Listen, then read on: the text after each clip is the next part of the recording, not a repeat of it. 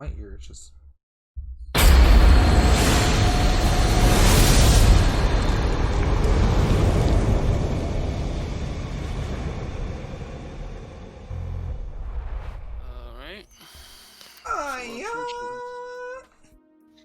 Alright, we good. Can Liz get a potion? I could No. actually use a potion. Yes, of course. No potion. Right. But you only get one. Only one. I only really need one. Good. That's all you get anyway. Okay, I'll make one more. Get my 2 level 5 spell slots. Matt's back. over here like, here, take some fucking potions, people. God damn. Keep yourself alive. You get one again. Okay. So what's One happening card. is... That one gives me back all 3 of my level 2 spell slots. You really have a thing with that one, don't you? It's because I'm rolling for other people. That usually doesn't work for me. And are you going to restore your level 1, or try to restore your level 1 spell slots? Yeah, I am. I just realized that roll I a need my d6. sheet. You need 3 for all of them. I keep forgetting I need to grab my sheet. You got Hey. it back. And then you can consume another one just to get that last level 4 back. It's only 1, and the lowest you can roll on the dice is 1. I need one of those monitors that can go on its side so I can get like the fucking, what is it, portrait view? And then fucking just throw the character sheet up on that. But have it like near me so I can just have it present. Okay, so the only thing Liz is missing is 2 level 1 spell slots, but I don't really have much to use for level 1 spell slots. So I have Fairy Fire, Detect Magic, and well, Regrowth, but I can use seeds for those. But yeah. Even oh wait, no, Bark Skin. Oh boy, Bark Skin. Bark skin only adds like 2 AC to your current skin, right? It adds AC up to until your AC hits level 16, and then while it's active, your AC cannot be dropped below level 16, in case people have like effects to drop AC or ignore AC or something, like the magical lasers and shit. Yeah, it's not completely awful. It's just a lot of us already have around that level of AC. Fuck! Oh boy. It's time for the initiatives. Get this in. Alright. So I rolled pretty good on my initiative. Anyway, welcome back to the madness, since I started recording like 3 minutes ago and stuff, but yeah, I was wondering what was going down. yeah, we were talking about the potion restoration stuff, so anyway, welcome back to some Horde Side D&D, where last time we climbed the tower's staircase, killed some guys, knocked some of them off, and threw some of them off a frickin' roof. That happened. Murmur stole like everybody's shit, and then he used a fucking entire necklace of... The beeping gods, they call for me! The beeping, yeah. I changed my fan. Real quick, Matt. Have you, at any given point in time, this whole fucking series for the Horde, thought to drown somebody by shoving Janazi down their throat? Janazi? Janazi, whatever the... Janasi, thank you. Dasani, yes. Dasani. Have you ever thought to shove Dasani down anyone's throat to drown them? I've done it. Have you? I must have totally missed that. He's tried encasing somebody. That's the best he got. Dasani got eaten at one point, and I tried to enlarge it while it was inside of it, and it didn't work. I just thought about that. I was like, oh, that'd be fucking cool. I was talking about it with Adam while playing WoW. Oh, did Adam play a wizard? No, he was playing... Yeah, he was playing a mage. As soon as he brought out the fucking water elemental, I was like, you know, drown someone with it. Like Matt should. He should really do that. You just turn him into a giant puddle. Yeah. Puddle. Anyway, so yeah, last time we did that shit. Right now we don't have Murmur because Murmur in horny jail. Murmur will come back eventually. So for now we gotta like put Murmur on the fucking thing, which I think he has a. I gotta actually pull out Murmur's character sheet. Hold on, what's Murmur's character sheet? He has While +4 you're to initiative. figuring that out, ow, my toe. Question. You know that? Oh, that was a great initiative right there. Good job, Murmur. Great job, Murmur. You did me proud. You know that thing where like the command thing, you're not allowed to like kill somebody. Yeah, you can't tell them to kill themselves. I know people like go with workarounds for it. Like, my friend who was our friend who was the DM from my one thing was like, oh yeah, just how do you have 69 in your fucking initiative? Yeah. I'm the best. Anyway, what were you saying? I was like, he was like, one of the workarounds that I accept is like, if you tell them to commit seppuku, you're technically not telling them to kill themselves, you're just telling them to do a ceremonial death. And I was like, no, because that's actually a bad workaround. Because technically, it says if you tell them to take any form of suicidal action. Yeah, but he likes it, so he let it go. And I was thinking like, there's an option for like, hey, here's Dasani. It's constantly growing in size. Drink that. That wouldn't technically just go down like water though. But it keeps growing in size. Some other things that you can do with that is you can literally force them to convert in beliefs. Dude, stop messing with the stuff. I'm sorry, I seen Matt do fucking 111 and I was like, yeah.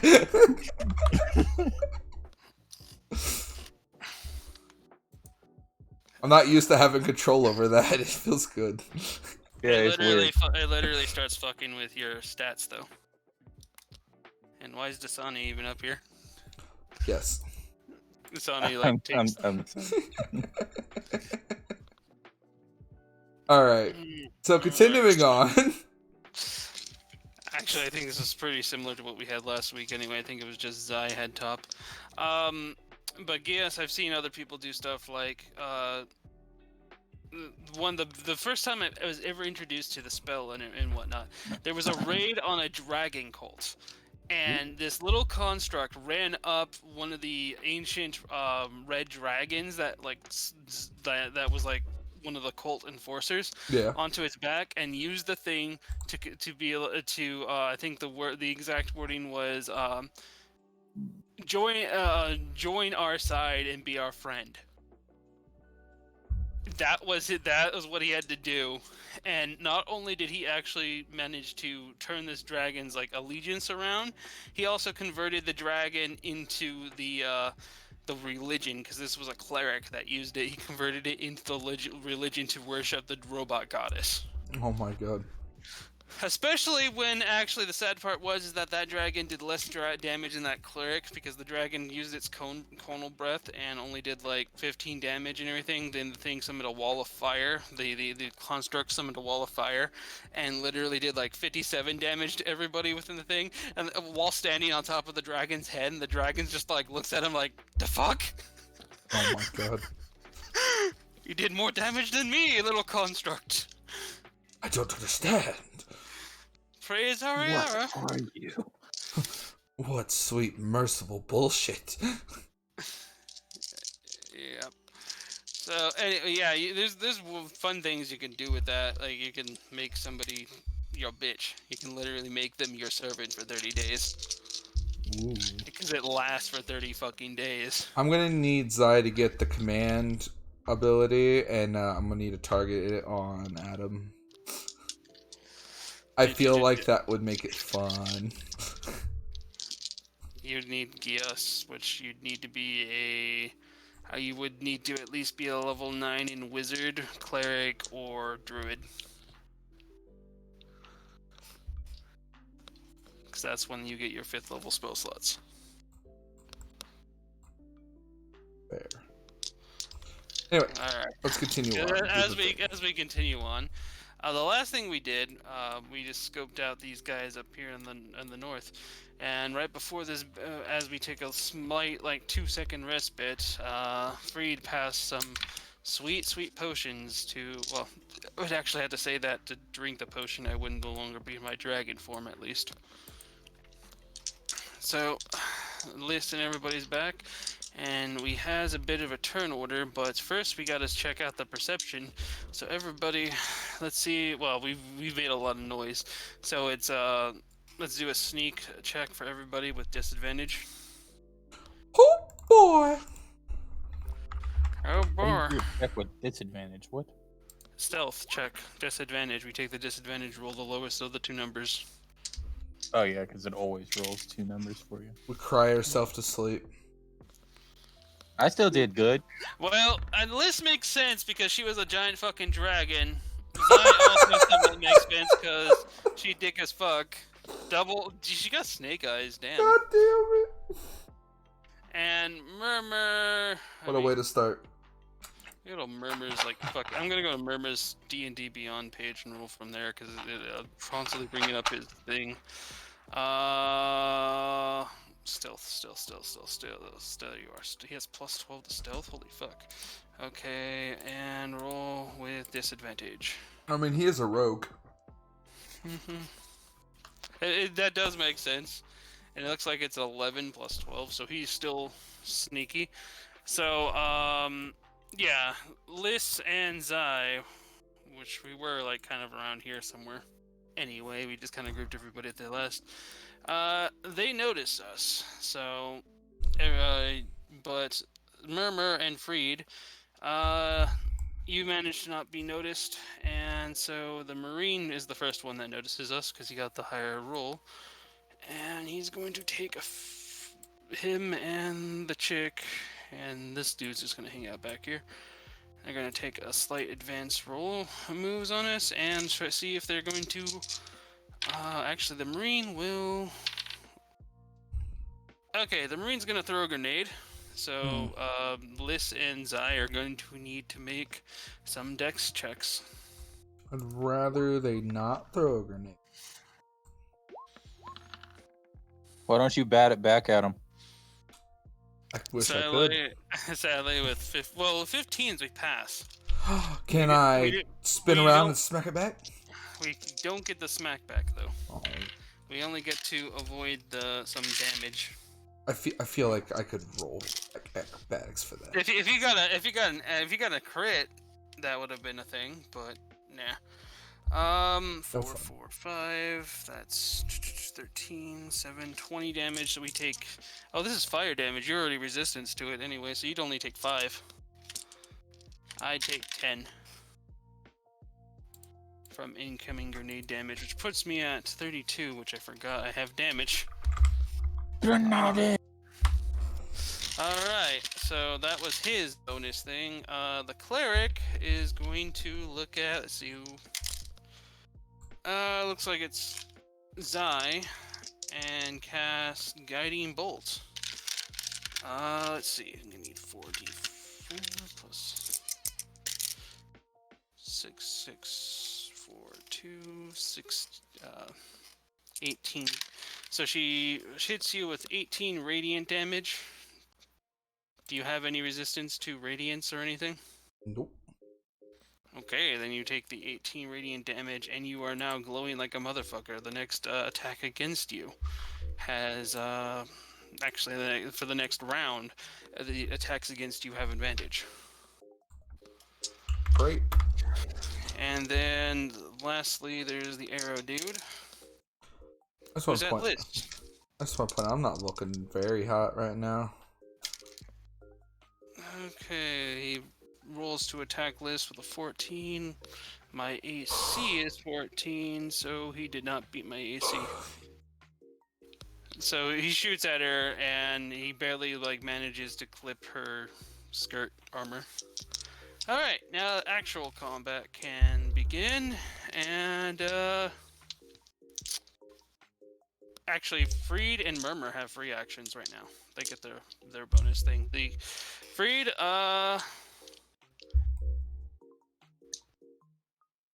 you can either attack, or you can throw somebody a potion. Or you could also try to tidal wave them off again. He could, but he'd only really get... At this point, they disperse, so there's a Marine is about the only thing he can push off, or he'd attempt to push off the Archer. One of the two. I am looking at spells. Give me 1 second. Damn, the spell book is long as fuck. Yeah, I'm that's the problem supposed to with learn all fucking... this. You're supposed to remember your spells, bro.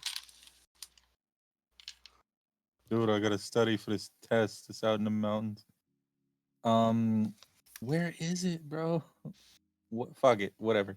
I cast levitate on myself and levitate myself up on top of the building.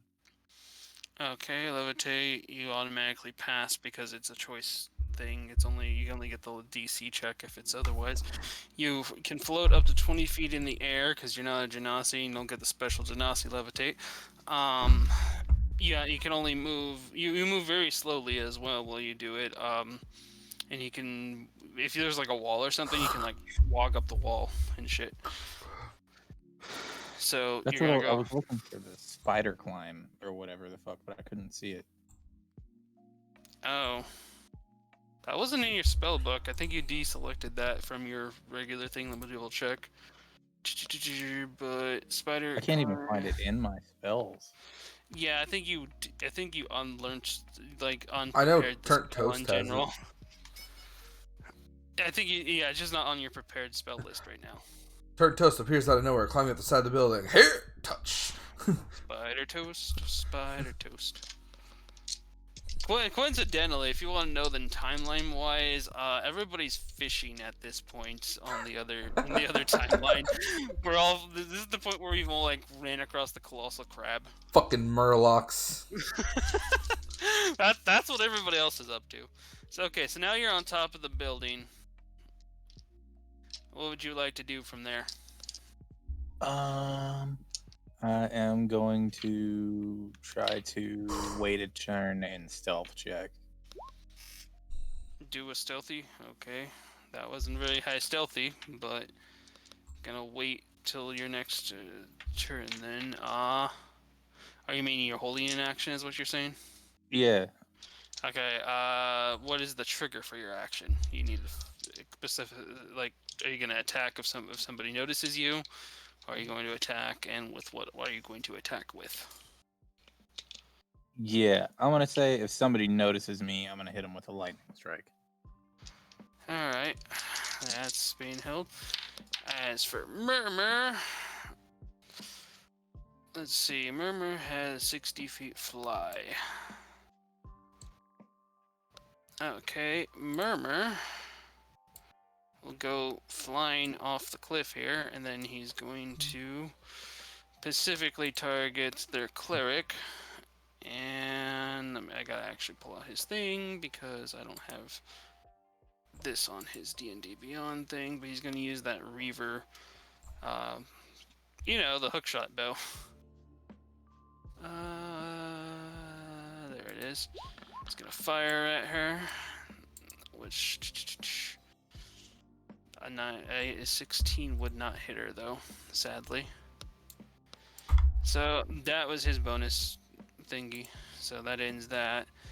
Bringing it, now the round actually starts with the back to the Marine. Let's see if the Marine notices Freed.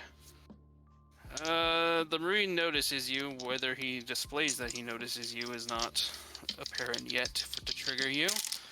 Now it does as he starts to take aim with you with his crossbow. Your attack action is launched. Go ahead and shoot off a lightning.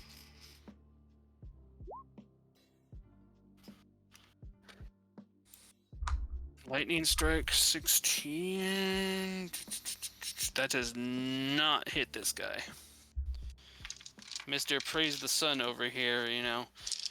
He manages, his shiny helmet like gleams in your eye as you aim for him, and he throws it off just a bit as you manage to smite the side of the building, popping a hole in its really brittle defenses because this building is not that stable.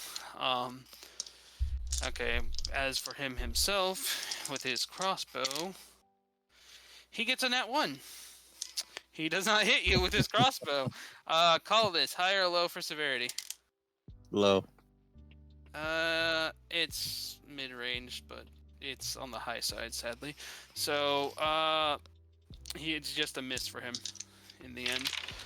And that's his main action. Well, one of his attacks from main action. He got another. Grenade would take full action, bonus action. Okay, I guess he might just throw. Ooh. Who would it be at though?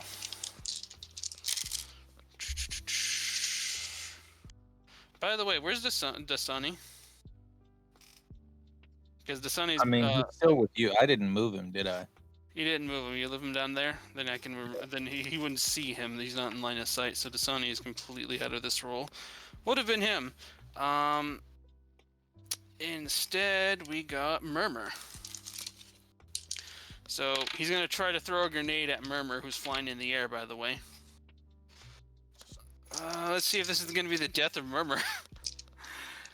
Alright, Murmur, roll your DC save. Gotta go back into Murmur's sheet again, because Murmur currently in horny jail. +8 is still pretty good. What is it? Because I can't see behind the thing. Yeah, he passes. Okay, so we roll the dice again. Get all of them. And What would you do if I told you that my Dark Souls character was, or my character is also based off of a character in Dark Souls?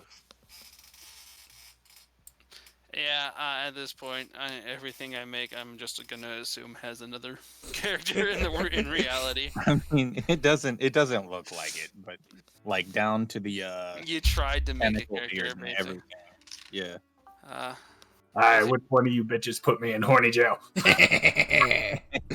Well, that'd be Kenny this time, actually. It was the The horny last one who police, did it. Adam. Son of a bitch. Anyway, Murmur just had a grenade explode in his face. Oh, that's wonderful. Murmur Shit. also Yeah. rolled 1 on his initiative. Yeah, he got a nat 1 on his initiative, but Murmur took a total of 10, actually poison damage, which you have resistance to, which would be, because it was a fucking awesome fish. But, yeah, you took 5 whole points of poison damage, bringing you up to 19. The poison fish did not wreck your, cape, though, which, because you're kind of hovering over a cliff right now, because you tried to basically, hookshot the cleric off the cliff. Ah, fair enough. off the thing. Didn't quite work out, but yeah. Anyway, that's his bonus action. And then for his last attack for his main action, he is just going to chuck a hand axe at who? Let's find out. Dasani, get your dice out of this roll. Okay, and it looks like it's Murmur again. Alright, Murmur, you might want to get your uncanny dodge ready. I'm trying right now, dog. As he throws his never mind, he misses. On 11, I'm quite sure does not hit Murmur. I don't think it hits any of us, so. He throws his hand axe and it just goes spinning off over the cliff. We hear a loud noise as a wet noise as it stabs into something in the distance, followed by the sound of "My cabbages!" Oh. Alright, now it's the cleric's turn. It's the big boss at the end of all the campaigns, the cabbage guy. The cabbage man. The true He's just red finally boss. had enough. He gets pissed. Okay, Dasani's still out of this role, hiding behind the thing. So it moves to the cleric's turn. The cleric is going to choose... Oh wait, I gotta see if cleric even sees Freed. But otherwise it's either going to be Freed or Liz. And a 6 does not pass, so Freed, you're out. It's Liz's butt that's on the line here as she uses guiding bolts on Liz.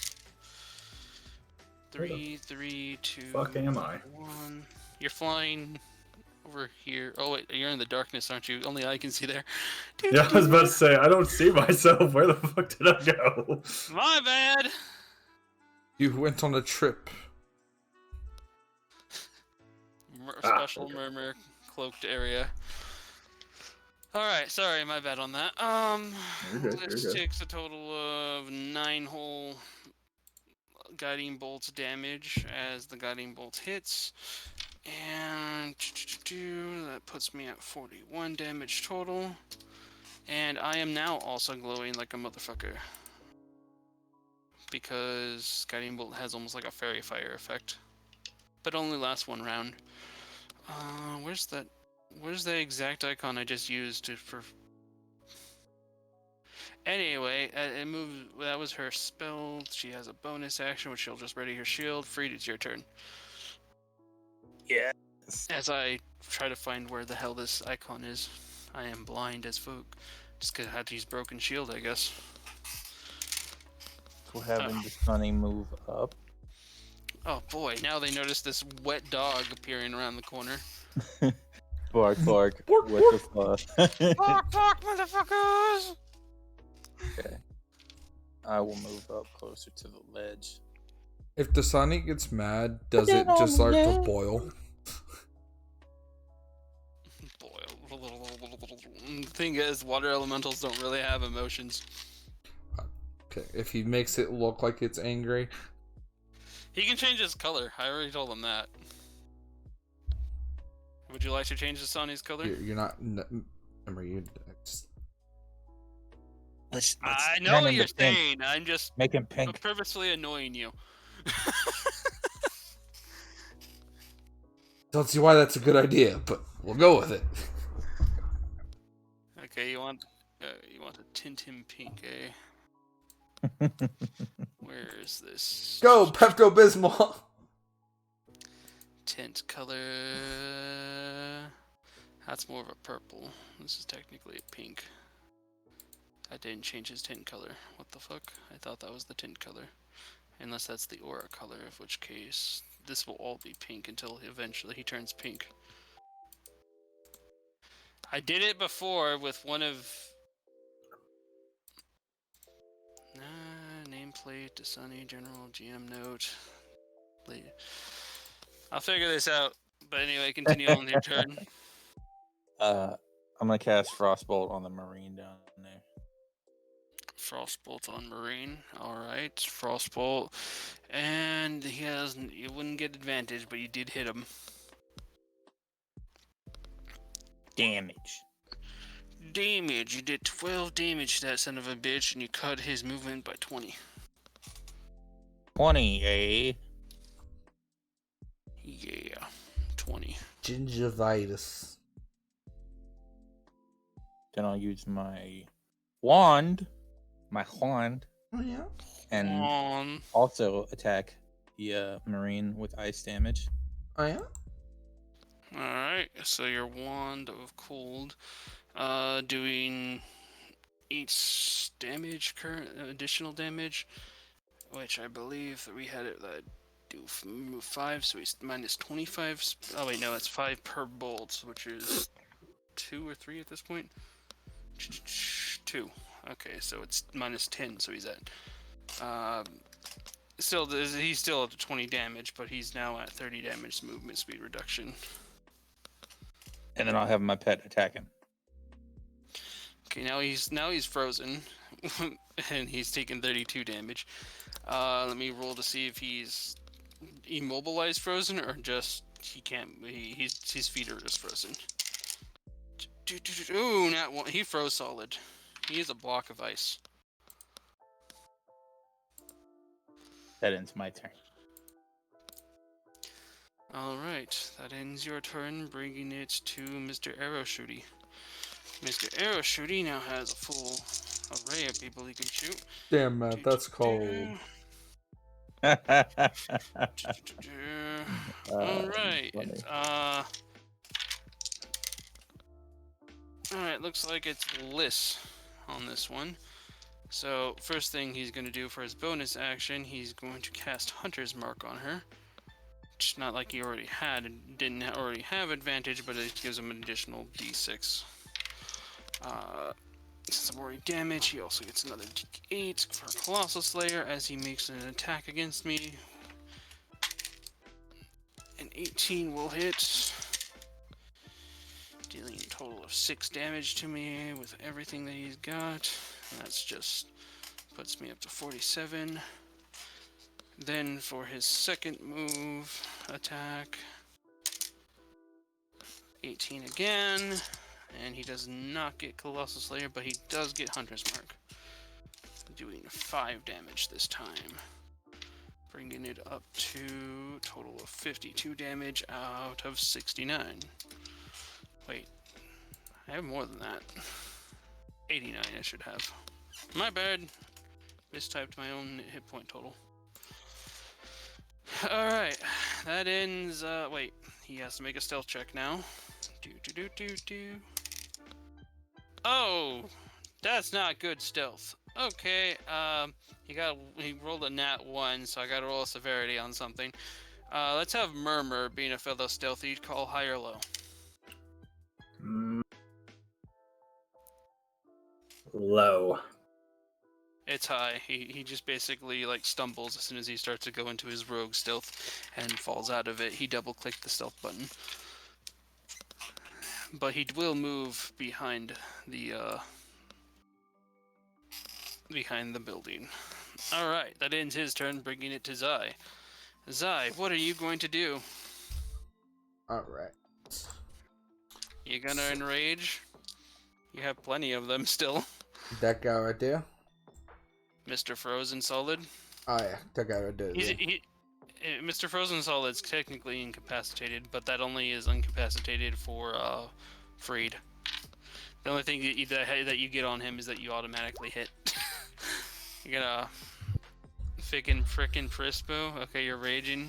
You get +3 to your rages. Rage damage. Are you gonna charge the bitch then? Yes, I'm gonna also do that. 10. Yeah, you can get just up to, literally, right up to her. And then Great Moon Axe hit. 17 does not hit. Also, you have disadvantage against her with the beam thing on you. So that would be a 10. So your axe comes slamming down onto her shield. Great. You have 2 more. Ignore that. The finger went up too far. Okay, you're doing this My as a laser. finger's gonna go up. This is a simple laser beam variation, or is it the Great Explosion? I think it's the laser beam variation, right? Yeah, because it's a hit. Okay. Oh, that's why I did that. I did Besides, it. you already attacked once before, so you had to basically start your turn with the super beam. If you No, wanted to do super beam. I wanted that. Oh, Defender. You wanted Yeah. Defender. I just went up and seen axe and clicked the wrong axe. Okay. Well, the Fender you would have been 19, which is actually a hit still. It's not a crit, but you hit hard. Do you want to, before the damage is rolled, do you want to add the thing to your defenses? No. Or do you want to do full damage? Okay, Full full damage. damage it is. Okay, full damage, which would have been 19 with a +7, so it would have been 26 damage onto her. Hold on, she's gonna roll her defense thing. -8 from that, bringing it to 18 damage. Cool. Now. Oh wait, she doesn't have Ren, so you wouldn't get the +7. So that would do 11 damage. Okay. Now Ren can be applied. Question. You have one more attack option, but you go ahead. I have both my breaths still, right? Yes, you have not used your breaths, but you believe, yeah. It's time to get lit. You can't. The thing is that that would take up your entire action to use the thing, and you've already attacked. So Great Moon attack, 12 does not hit. Alright, cool. End my turn. Alright, and Liz, who is no longer a dragon right now, but has so much shit on her, she's going to turn back into a dragon. Lightning dragon again. I gotta re-roll hit points total, which is... where is it? Where is she? Okay, it's 12d12 plus 48, which I changed to 24, so 12d12 plus 24. Roll. Okay, it's calculating.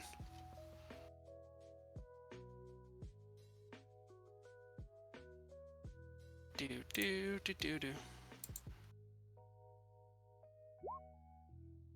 103. So I got 103 dragon hit points at the moment. And let's see.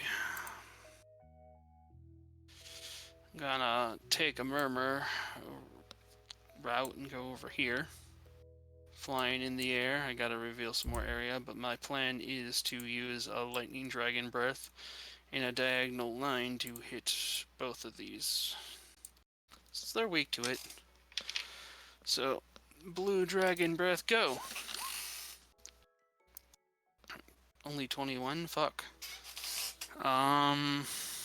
Let's see if they make their... Well, the one guy that's frozen automatically fails because he's frozen, but the chick... 16. Does not take the half... she takes the full damage, so 21 to both, plus an additional 10, so 31 damage to both of them. And that puts Mr. Knight at 63, and then puts Electric taking bitch at 42. Okay, that was a breath. Bonus action. What can I do as a dragon with bonus action? Oh, a tail attack. Okay.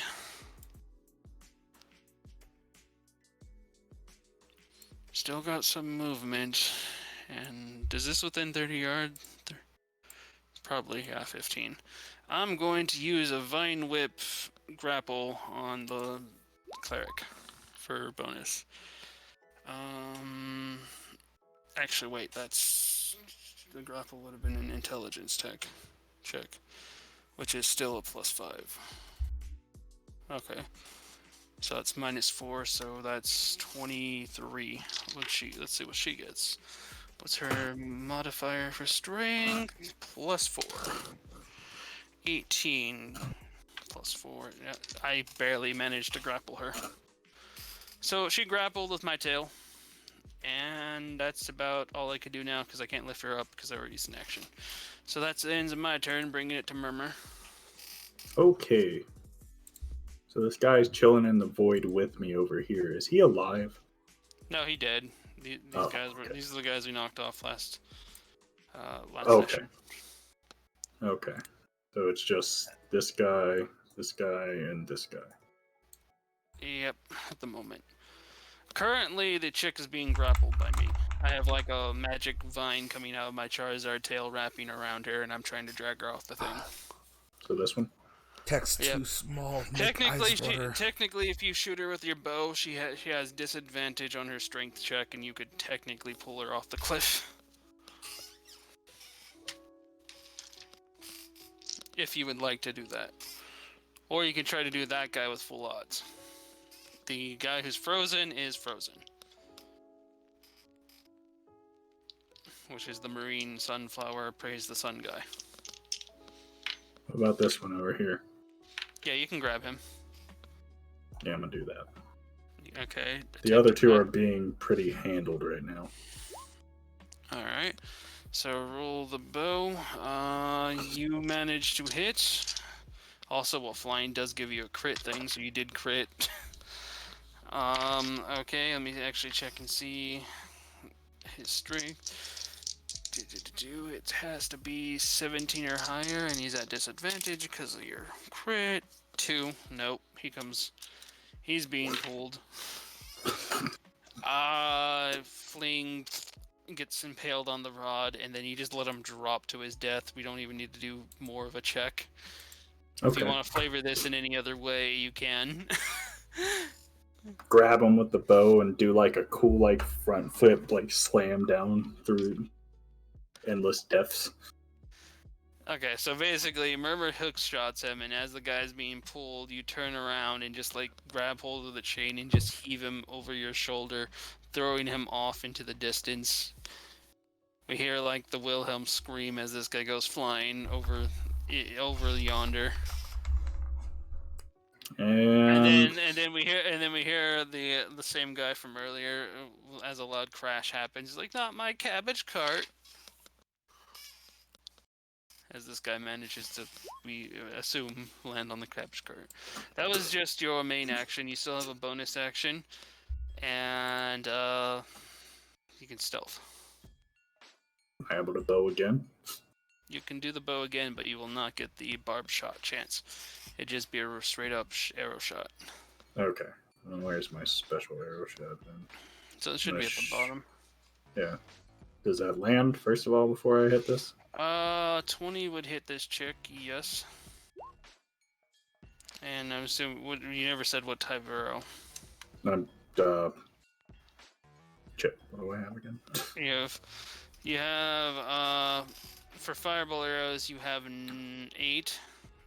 For lightning arrows you have 5, and for guiding bolt arrows you have 4 more.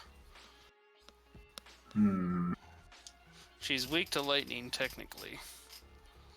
Yeah, we'll hit her with lightning. Alright, brings it down to 4 more of those.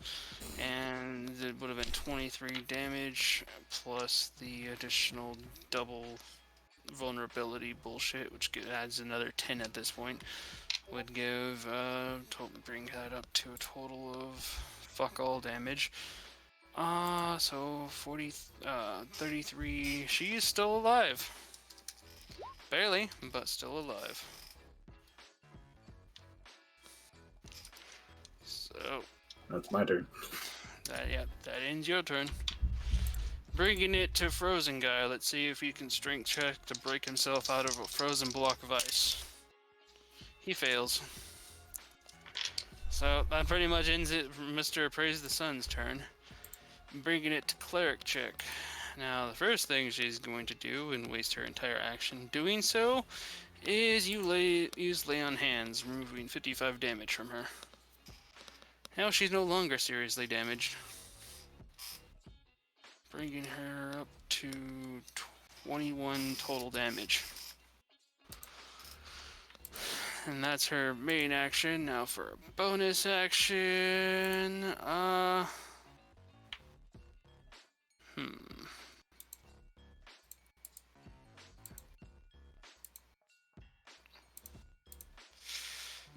Okay, she's going to point at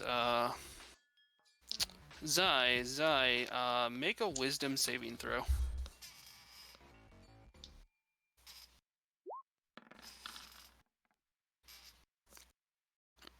A 10 does not pass this. She's using command and telling you to she's telling you to kneel, which will cause you on your turn to drop prone. Lame. But that ends her turn, and bringing it to Freed.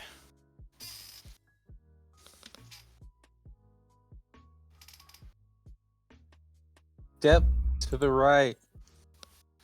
You take a step to the right, even though you're flying. Only one of us isn't airborne at this moment.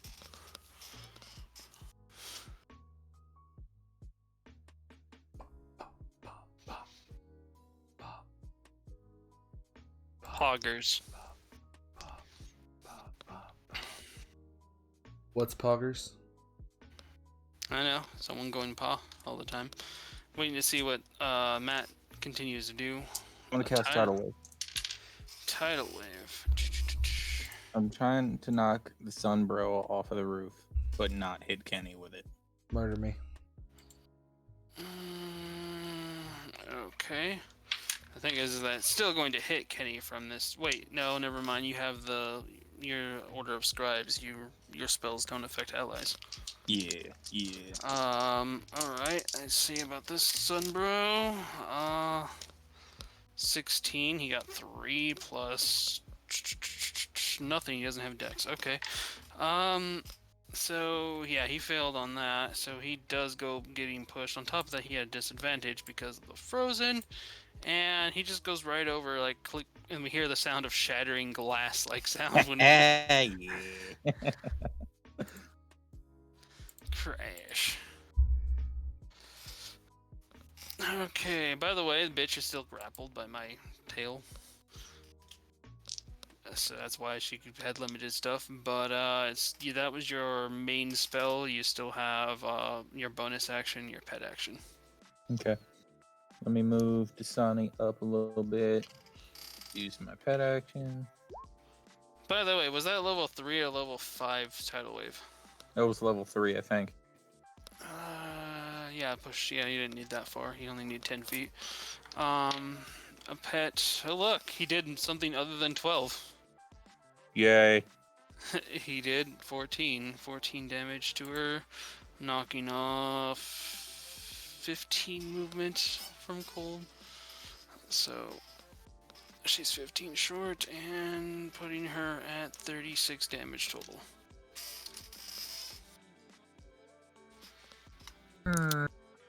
And yeah. What kind of enemy was that? She's a cleric. I use Wand of Arrows and turn it into fire damage. Fire damage. Okay. That'll end my turn. Hold on. Kenny's things blocking whatever he just said. Wand of fire arrows. And the ones that I enchanted before that are being on fire, I'm assuming to add the additional 8. So 14 plus 8. 23 added to this. Makes her at 59 damage. Alright. Endings Freed's turn. Mr. Archer Boy no longer lives, so that moves on to Zai's turn. Zai, due to the effects of command, you now drop down onto the ground and just spread your legs out on your belly like a reverse snow angel. As the magic command takes over. She said kneel. That ain't kneeling. That's being weird. I know it's weird, but that's how the spell is called. Kneel to make someone fall prone. You can also make your own shit up, apparently. She just can't make you do suicidal actions. It's not Gaius, but it's command. Power word command. Yeah, I know the word. Okay, so to get unprone, you would take your entire action to stand back up, and then you'd get your bonus action only. Cool, so I get literally nothing but fucking...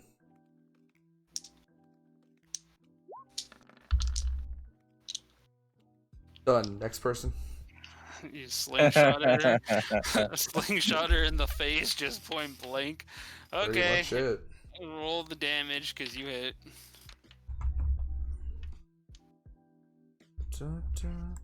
My fucking thing disappeared on me. There we go. You just, click underneath. 16 points of damage. Point blank. Okay, she's back up to the same damage she was earlier. Before she laid on hands. And she's still grappled. And you can still move if you want. Oh. Okay. And no. Moving on. Now it's Lys's turn. Let's see if she can resist being pulled by a fucking dragon. Gotta roll intelligence. Oh, ignore that. That's bad misclick. He's like, fuck your turn, lightning. Okay, so 23. Can Sad. she beat a 23? Sad you got a with her crit on that strength? too. And nope, she did not beat the 23, so Liz is just literally pulling her up into the sky, another 60 feet up.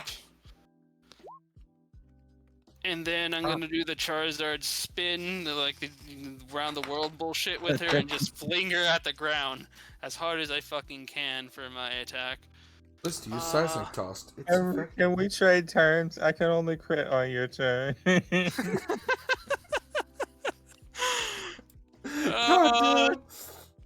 Well, I just pile drived her into the dirt, so there's nothing she has that could stop her from death.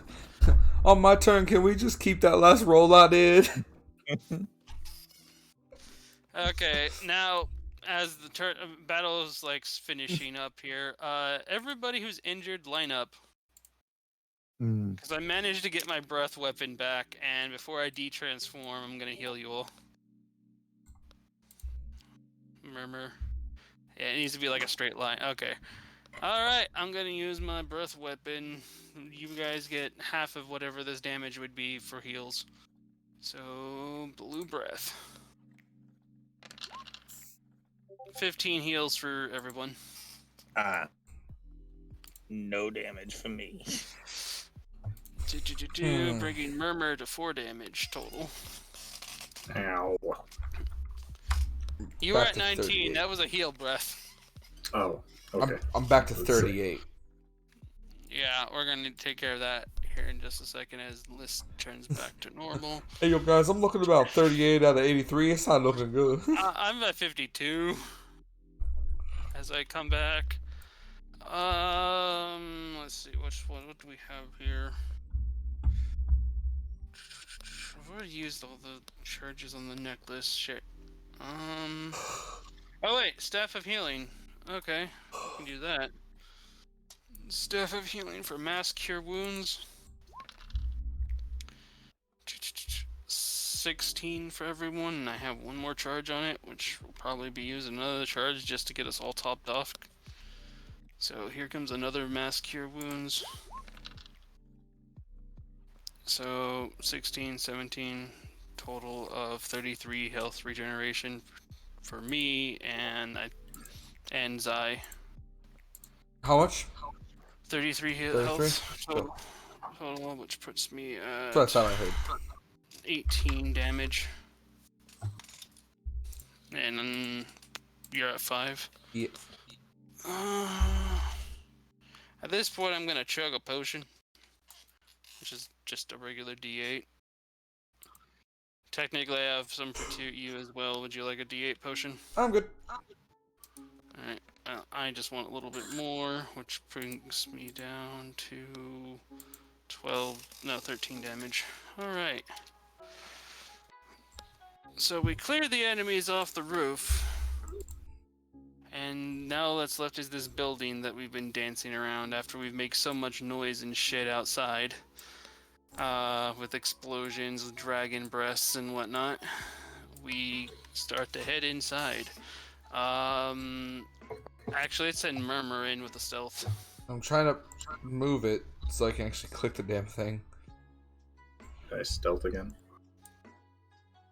Oh, alright. Never mind. Alright, so What's with the gemstone? That's a big gemstone! Sad Murmur did not pass. As we enter and everything, there's one more person in here. Wait, Murmur didn't pass his stealth check? No, he did Yeah, I'm not pass getting good his- rolls this time. I see a 20 and a 27. He didn't pass. How's that not passing? It's not Because the other passing the guy guy's stealth can't. detection. Fuck. That's some bullshit. So as we walk in, literally this guy just turns around from the table. What is He's with like, the so you're the gemstone? source of all that commotion out there. Of course you fucking heathens would be the ones that would be ravaging through this entire encampment. Dude, we just wanted to talk politics. Your guys attacked us. To be we fair. Oh, call talking politics, running up and just start shooting magic at everyone. You don't know what happened. You weren't there. You happen Murmur to made a notice party. You happen to notice the glowing crystal. What could it possibly be doing up here? I don't know, but I know it's in his face and it's bugging me. Yeah, it's on another layer. I put him in later. But yeah, crystal's still like around on the table.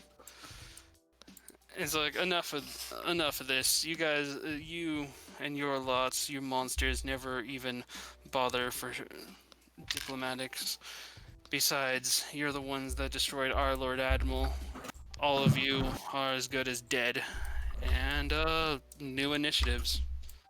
If you guys can't see the initiative counter, because I'm quite sure that changed. No. So go ahead and obviously. Top tier roll right there. Just gonna. I had to re-input my damage and shit. I gotta redo Murmur. I accidentally deleted Murmur's roll. Yo. I'm gonna put Murmur back in at 6. Alright, now Liz.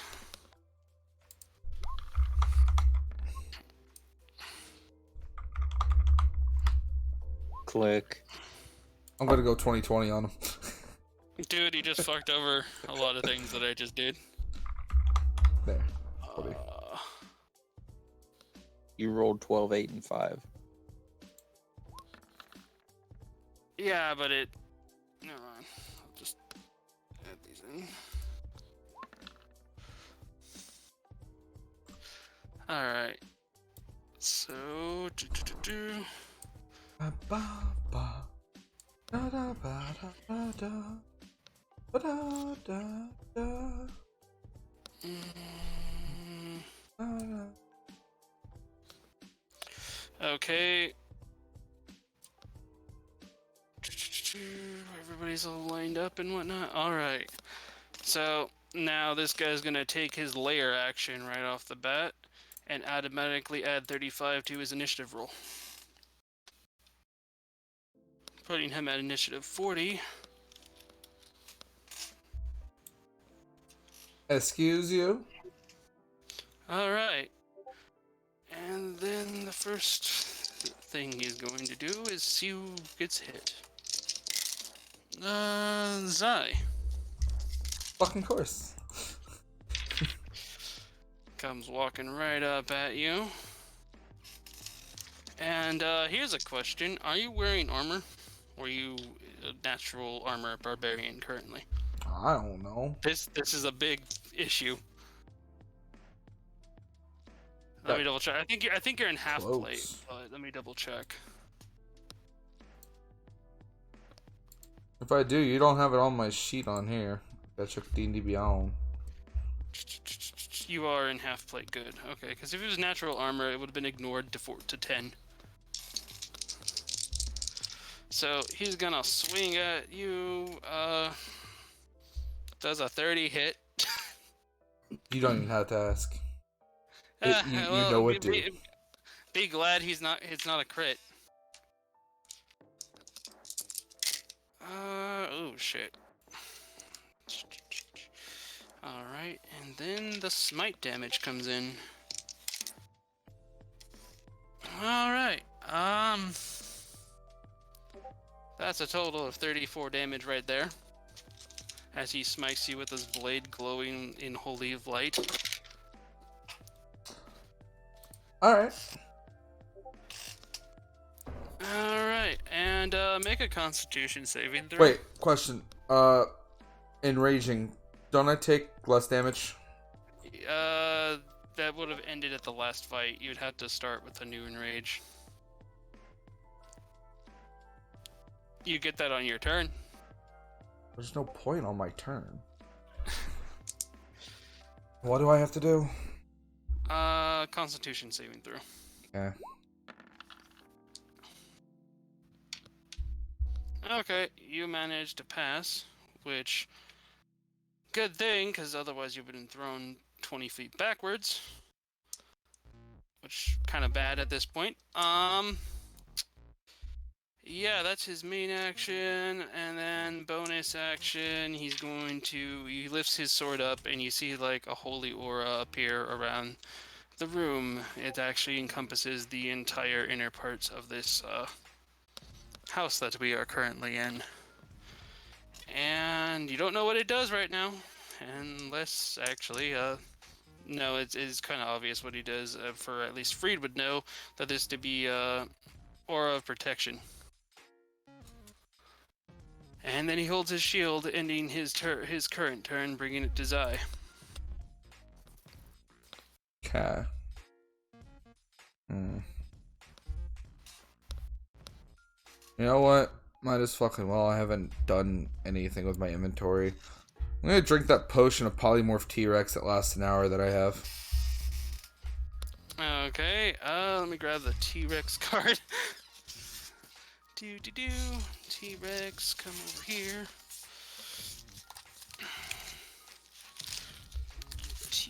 T-Rex. Oh, these aren't monsters. These are spells. T-Rex. Where's the T-Rex? There you are, T-Rex. Alright. For your hit points, roll 13d12 plus 52.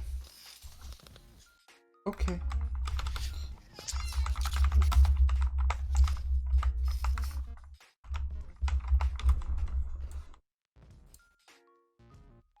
Let me grab Give it a second. Yeah, it's going to take a long second. I don't think it likes that at all.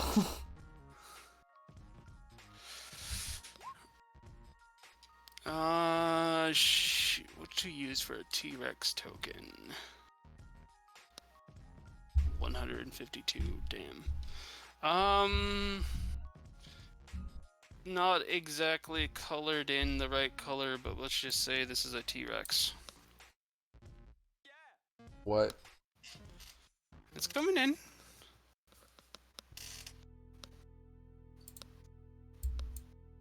How big's a T-Rex?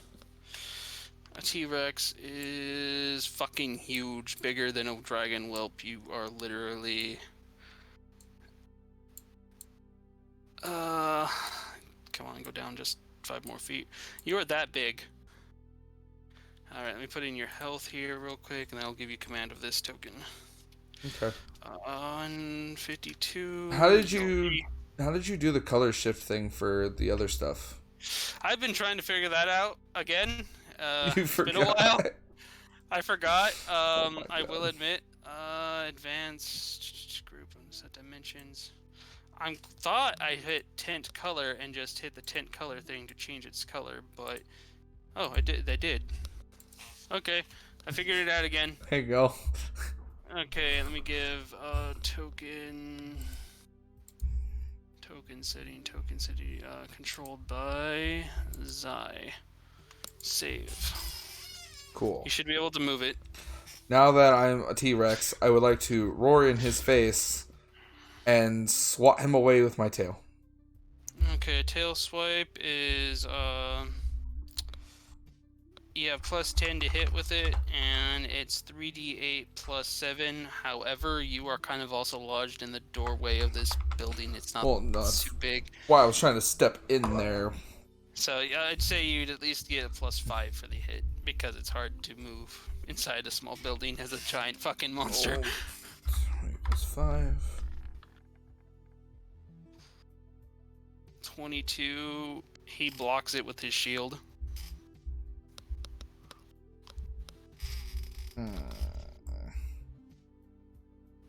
Okay, well, I don't know what I'm doing as a T-Rex, so I'll just... Yeah, that was over here. You have multi-attack. You get 1 tail attack and 2 bites. Your bites are 4d12 plus 7 with a plus 10 to hit.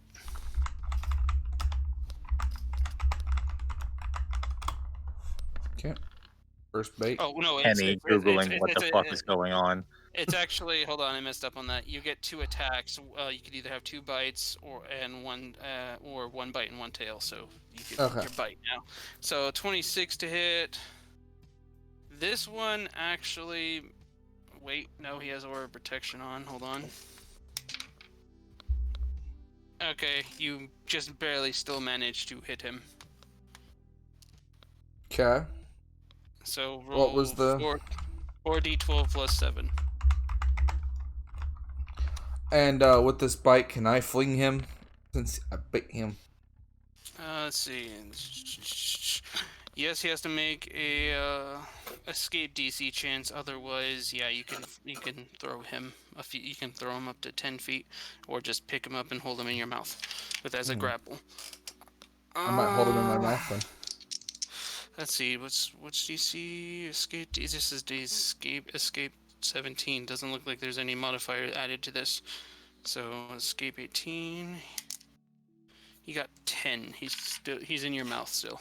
Cool. I will hold him and look at my friends like, target. Okay, with that, he'll take a legendary action then as a glowing mist starts to erupt inside your mouth. Hey, did he just shit in Kenny's mouth? Nope, it's called consecration. Fucking Hestu's golden shit. God damn it. And it's a 30-foot radius, so it's affecting everything in this box. Fuck does it do? Monsters that start on consecrated ground, start or end their turn on consecrated ground, has to make a dexterity saving throw. If they do not pass 15, they take the full force of 3d6 damage. If they pass, they take half damage. Fun. So Murmur, Liss, and Zai now have to make dex saving throws. Well, actually, we have to make it on the start of our turn. Then you're ending your turn. So not yet, Murmur. Sorry, it's just Zai who's ending their turn and needs to make a dex save. Wait, Tyrannosaurus Rex has a different dex. It has 0 to its dex. So what'd you roll? 11. So okay, so you take full, which is 10 damage. Radiant damage. And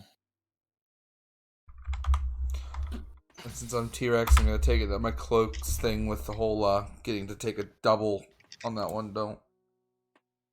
Yeah, that doesn't. Everything's on pause until you come back. But shit. I put markers on the field. Damn it, now I gotta delete that other one. Anyway, so I can actually grab it. There. But as far as you have a lot of fucking extra hit points anyway. Anyway, that ends your turn. Bringing it to this particular person's turn. Okay,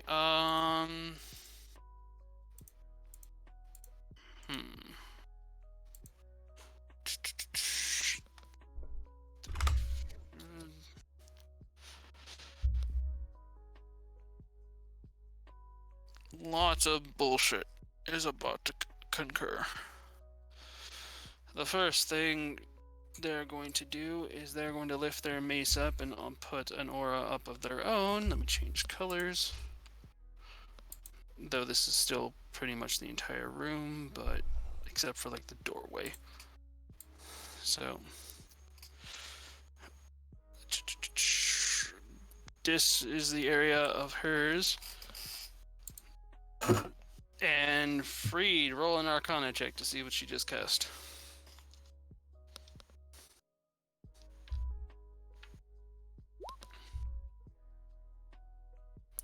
Ah, now it's fucking glitter.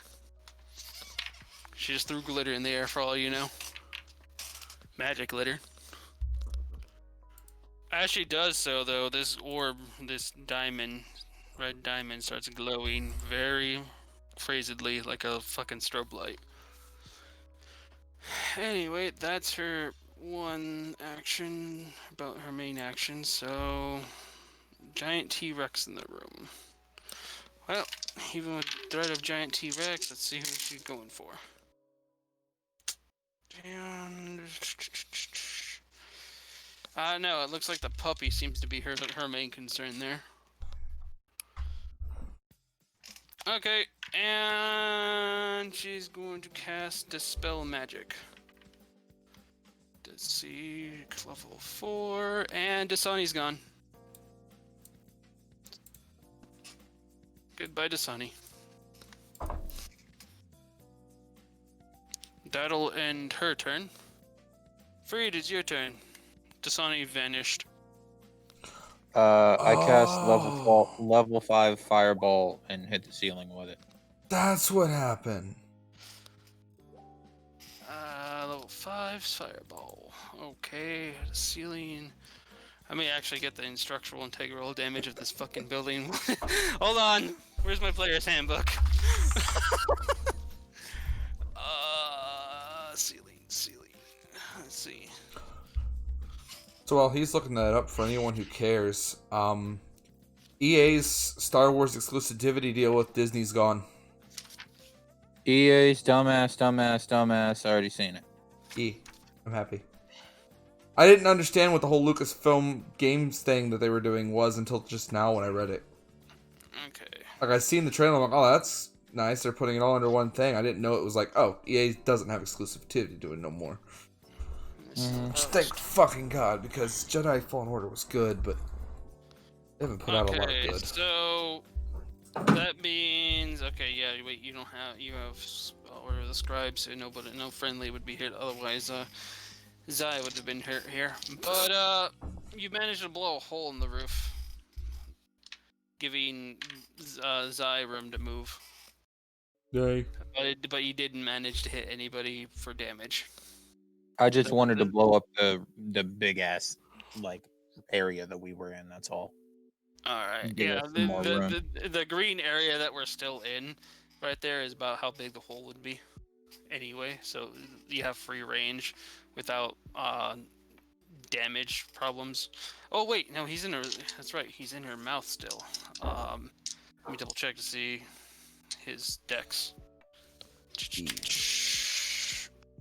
Yeah, dex 19 passes, right? And yeah. technically it'd be right here. So actually, Hang on, he's in my mouth. He wouldn't have a dex then because he's grappled.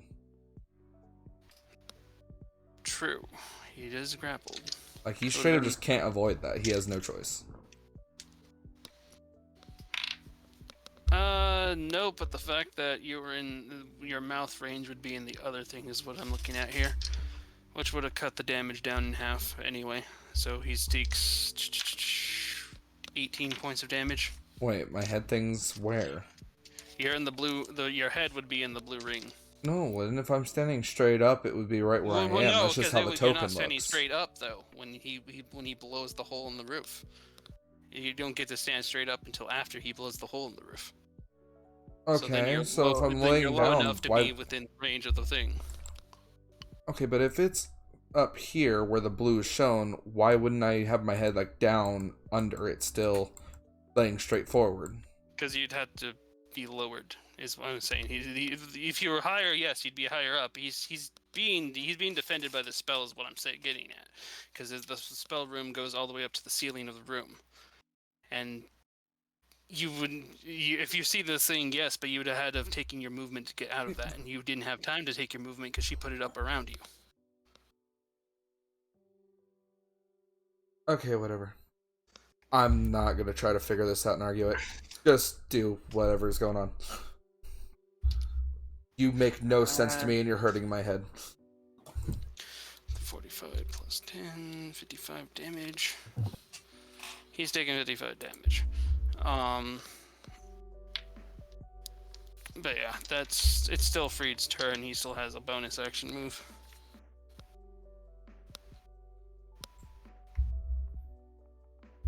I figured, it would be in the area because I was like, I'm holding them to them, like, target him, so I wouldn't Yes, be but in they it, put a spell up around where your head would be. You didn't have time to move yet because he put it up on her turn, which happened after you. You haven't had a turn yet to move your head out of the range. Whatever.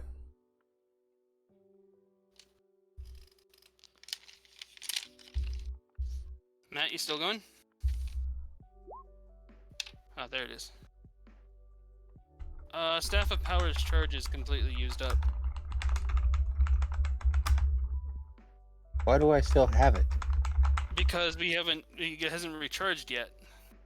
You still have it up because it's not going to remove the thing just because you're out of charges. It recharges? Yeah, it recharges. I thought I used it and it breaks. No, it doesn't break. It recharges every day.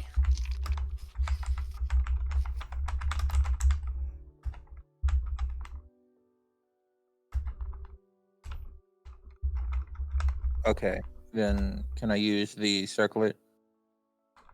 Circlet of Blasting. I thought you used that last thing, but I don't remember correctly. If so, it has 3 charges anyway, so you would have more than one. So go ahead. Okay. That is Force two crit die, 2 more d6s. 2 max damage die, you mean? Yeah, 2 max damage. Yeah. Die, sorry. So yeah, 2 more d6s. Alright, so additional 3, 21. 1 extra to guy getting mouth. Yeah, and because of your spell thing, you don't do any extra force damage to him. I mean Zai, so you did total 23 more damage. Wait, doesn't it have like a... No, it's an area of effect if I recall. Yeah, area of effects blast. Okay, that's Zai. I'm trying to click this guy. Add that 23 extra damage in. Okay. Well, it's up there. Anyway, that happened. Now... Alright, is that the end of your turn? It still hurts, actually, even if you wanted to try moving in, but you're just kind of stuck in the doorway right now. Yeah, that ends my turn. Alright, then to Liz, who has to make a dex saving throw to see if I take the concentration damage. I take the full front of concentration damage. I take 16 points of damage. I had 5 before, so 21. 21 damage. 39 damage. 89 hit points. Alright.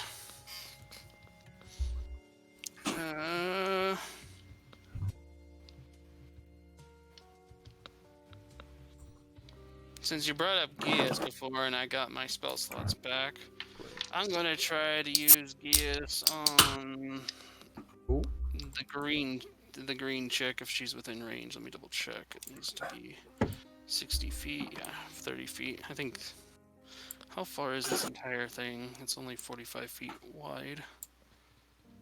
55 that way, so yeah.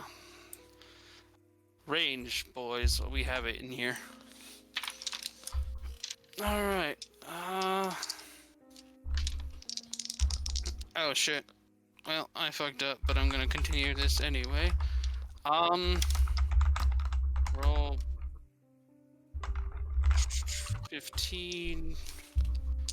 Don't matter, she can't be charmed. None of these people can be charmed, I forgot about that.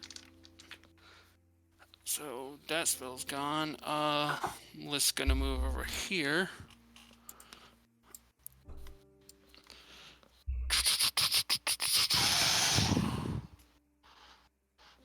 Wait, I have Flame Cutter. And I just... Okay. Measurements. Half this place is on fire already. Okay. Give me some red. With the abilities of Flame Cutter, I'm going to lay down a wall of fire. The wall of fire will be yay, and it's going to be the northern direction that actually takes fire. People... Go ahead, what? Maybe. I'll put it up either way. Okay. Okay, so what's the save on this? Wall of Fire, level 9. DC save, level 20. What's Wall of Fire? Wall of Fire. I think it's built into it. I threw it into his attack. There it is, the Wall of Fire. So 37 damage incoming if they do not pass DC 20.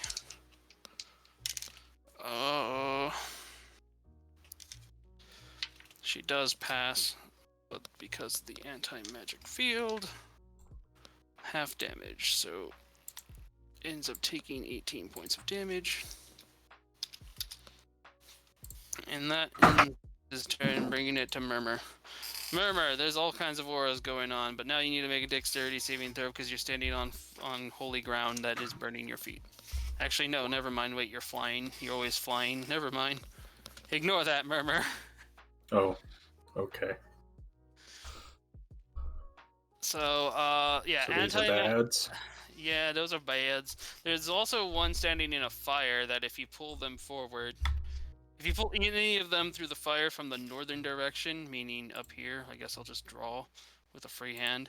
The wall of fire is burning in this given direction, going up.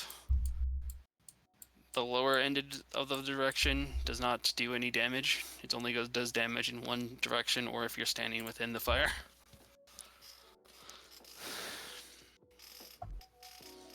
Yeah, there's also that. You could fly over the fire.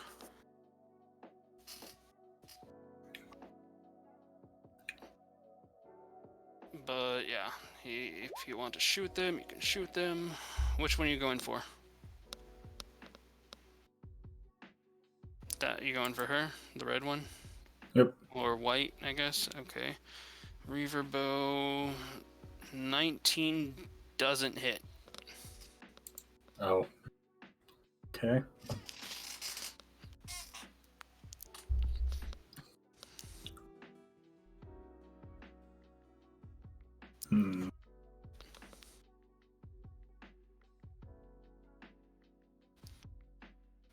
And I'm just going to shoot her with a shot of... Oh, you're gonna have to hit the bow again just to see if you're gonna hit, rather than just the raw arrow damage. Are you gonna aim for fire? Shit. God damn it. Nope, I'm not heading. Fuck it. My turn ends. Yeah.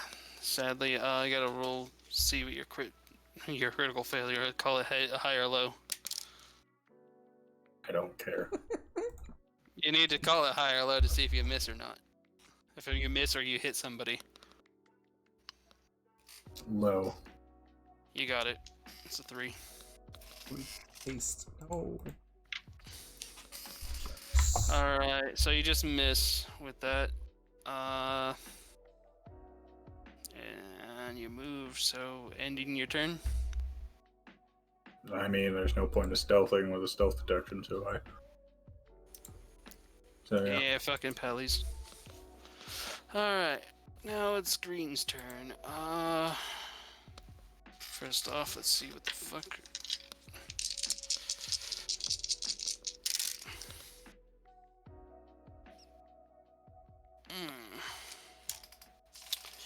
Okay, and her target ends up being her boss, actually. Which is the guy in the mouth. She starts chanting something under her mouth, and her action will go off when that chant is finished. So we have until she finished chanting to do something. Okay, that ends the round. Let me roll to see how many legendary actions this guy gets back. He gets all the legendary back. Oh, he only used 1. Whoops. He could have been doing more, but... Okay, so he's stuck in the mouth. He has to see if he can escape the jaws of T-Rex. What was the T-Rex thing again? Let me double check. 17, he got 14, he failed. Okay, so the next thing he's going to do then is he's gonna light himself up as a ball of light shielding him starts forming.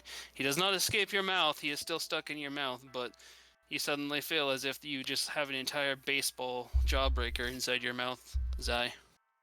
Okay. That ends his turn, though. Crunch. You are Kenny. Crunch. You gonna crunch on him? Crunch. Okay, rather than wasting our time with a long-ass thing, no matter how hard you try to close down, you can't seem to close your jaw right. Okay, that's what I thought. You can throw him, however. No. You're just gonna keep him there? Yep, keep him held so it's easy to hit him. Kenny, you should try to walk through the wall so you can throw him off the building. Fuck you and your smart brain. You're gonna break down the wall? I'm gonna do exactly what Matt said. I'm gonna try to take him off the fucking building. Okay, the roof's open, the walls are still up. You need to attack the wall. You have your tail attack. Alright. You have the full plus 10 to it, so go ahead. 20 plus 10. Wow, that did great. 17. But this wall is not that sturdy, so you managed to at least break this wall.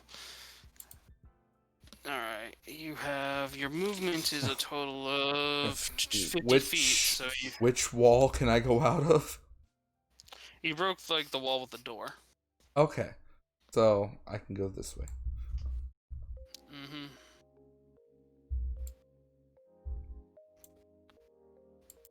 Now, question. Yep. How far can I yeet him off of the castle? You've already used your attack options for this turn, but you could try to just drop him off the edge. I will remind you, though, we've seen this effect before that he has currently on him. That don't help me at all. I don't remember it. Murmur how probably long is it remembers. gonna take him to climb the stairs? That's another issue. It still we can still. It's fine. Throw him off. Alright, throw him off.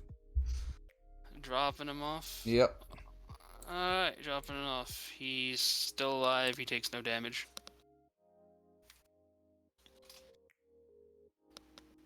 Murmur knows why, and I think I'm quite sure he's, thinking about it right now, too.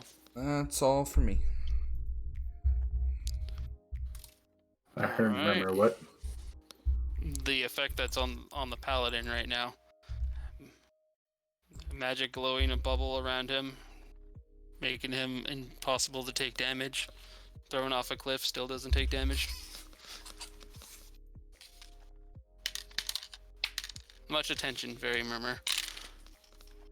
What? Sorry, Hey. Evelyn's asking me an ass ton of questions while we're doing this through fucking our Discord.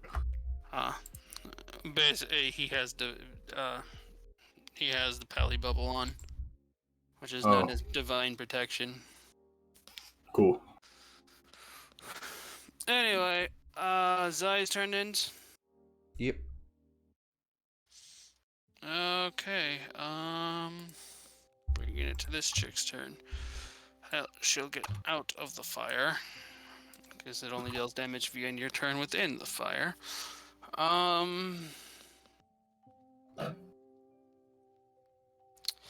Okay, T-Rex needs to make a wisdom saving throw with a wisdom of -3.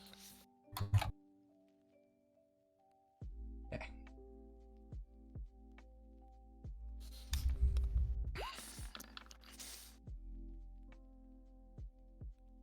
Is that just a flat 0? Apparently. Oh boy. Okay. Oh no, you rolled a 2 with -3. It's a -1. Eeks. Okay, well, she casts command on you, and basically you're just gonna be you have to lay prone during the start of your next turn. That's her main action. Let's see. That was already dice rolled, so now it's between everybody else and what do we? Oh wait, Dasani's not here. Zani was dispelled. Mm, that means it's Freed who gets this next attack. Okay, Freed. BRB. Okay. Freed, make a dexterity saving throw.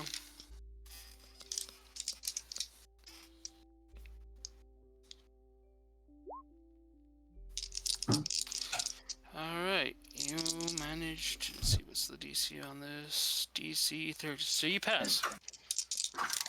You take, as she throws a hammer, a mace that seems to be transparent and holy, at you, dealing a total of, that's 9, 4, 2. So that's 11, 15 points of damage.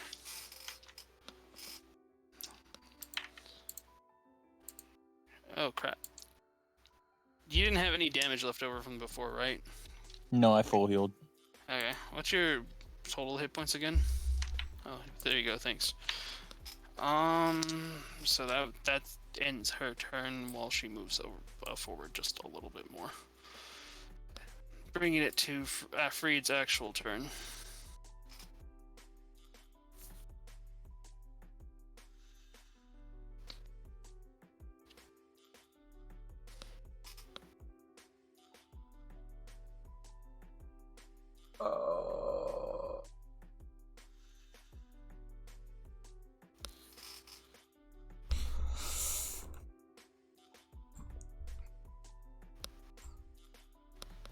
I'm gonna use my bonus action first and use Wand of Arrows on the girl that's inside the blue square.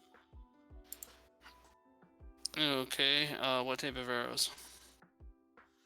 Normal arrows, fire arrows, or... Just for clarification, because that kind of matters. Let's use ice arrows. Ice arrows? Okay. You managed to hit her for 6 damage, and she did not take any of the freezing effects, though. Okay.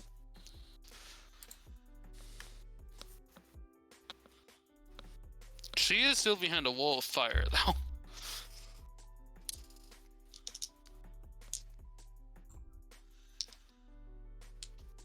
Let me see.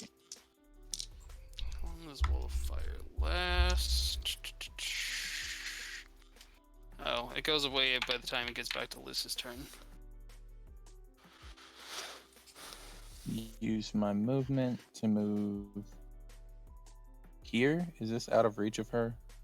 No opportunity attack or whatever. You're moving into her attack range if you do that. You weren't in her attack range originally. If you want to stay not in her attack range, it's either right here, or you can even go like here. Technically, I think from here you can make it all the way over to like Liz and completely avoid the damage zone altogether. Yeah, you have enough room. If that's what you were aiming to do, because remember the green square is, if you start right in your turn there, you take up to 3d6 radiant damage. How long does that last? Because that guy is out of the fight now. He's not out of the fight. What? He's not dead. But he is out of the fight. Nope. He's not near us. Remember, it took us 2 episodes to get up those fucking stairs. Yep. He's not done yet, and his effect still lasts because it's consecrate. He made an AOE effect. If you set ground on fire just because you run away from the area, it doesn't mean the ground's not on fire. That's not what I asked. I asked how long it lasts. It lasts 4 rounds total from when he sets it. Which he said it's only been 1 round. Yeah. All right, so I will move over by list then. All right. And then use my main action now to cast. Let me see. Starfire. Cast Starfire on the girl that's not in the blue box. Okay. Okay, it doesn't have Fairy Fire on it, so you don't get the Fairy Fire effect, but you do get the 2d8 force. And then Yeah, that. that did hit her, but that's for clarification. Okay. Okay, so 19 points of damage to her. Oh, I have the tool. Okay. Bringing her up to a total of 37 damage.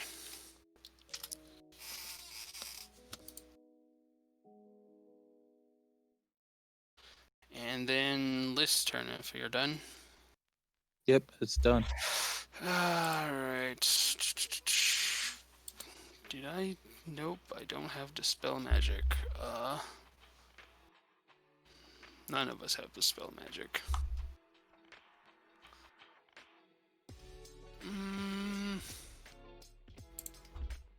But since she's right there, I'm going to cast Fairy Fire on that same bitch.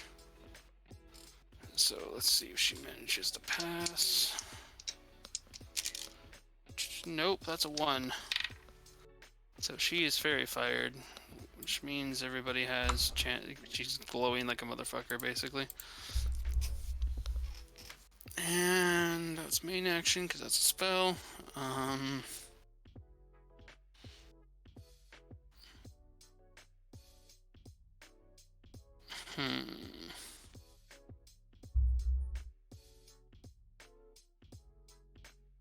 I could have done something else now thinking about it, but too late.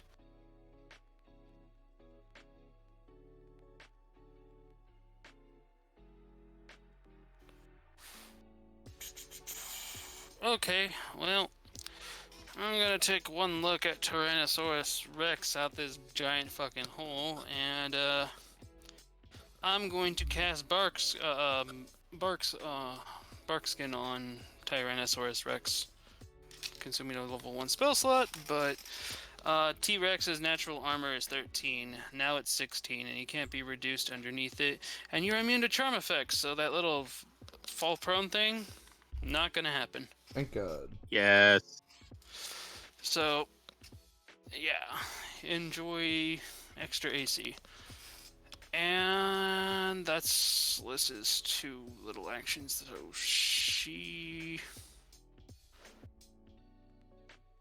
I'm going back over here just a little bit more until the situation. She's actually hearing weird noises coming from inside the fire, probably around where this gem is. And now it's Murmur's turn, if Murmur's even back. Nope. Wait. Nope. Wait. Nope. Nope. Okay, well, let's see what Murmur... I guess I gotta take control of Murmur again. Alright, Murmur. He went on the bad side of the fire flame, so he can't come back over here.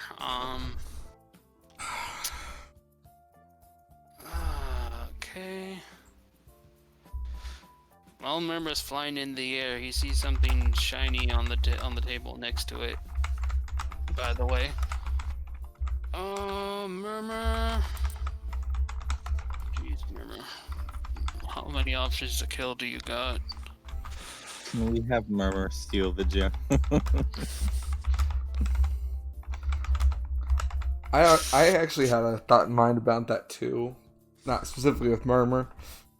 Matt, you're about to get a message.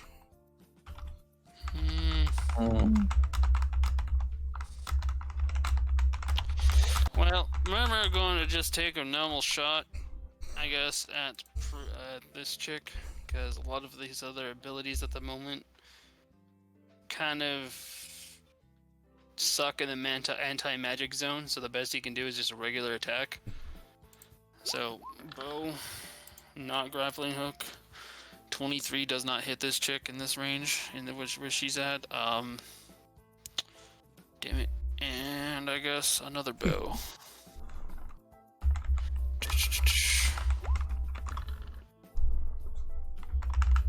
Still didn't hit. Okay.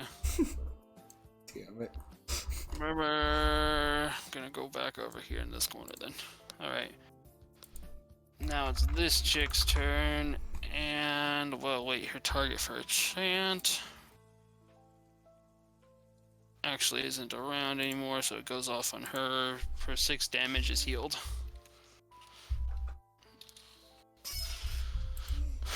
Alright, other than that, now she starts glowing as she puts a bubble on herself. And then she walks through the flames, not leaving the anti-magic zone though. But that'll end her turn.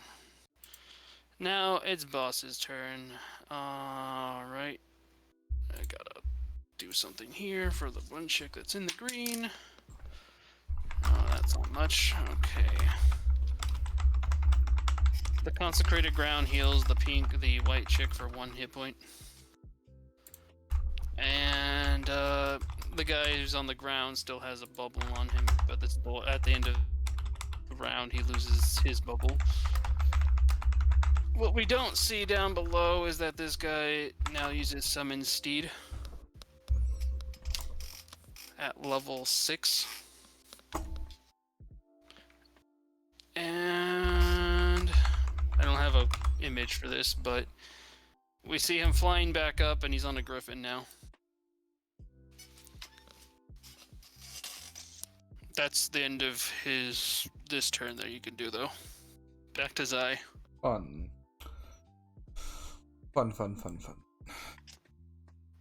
Okay, this bitch.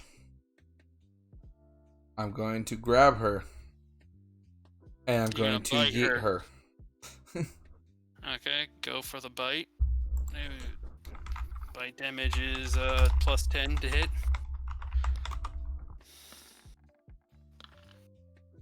Jesus fucking Christ, I need to stop rolling low by typing it in. A 16 does not hit her. Good thing I get 2 of these a turn. Mm-hmm. 29 will get her. Yeah. And yeah, let me see what the reach is on this, because I just realized you have a 30-foot reach. Okay. So. Oh shit! Wait, you're bigger than I expected. You're that big. Okay, cool. So how much movement from here? Here's where I originally was when I dropped the dude off. How much movement would I need to do to grab her and throw her off the ledge? Okay, let me actually see, because it's 5 feet from where your feet. Your movement starts from where your feet are, but you have a 30-foot range, so you can literally just bite her without even and pivot around. Good, I'm gonna do that. Okay, well we gotta see if she makes the escape DC. Grab and chuck. Fail it, bitch. Fail it. 18. Fail it. Which is a pass. She escapes. God fucking damn it. So you did just manage to bite her though.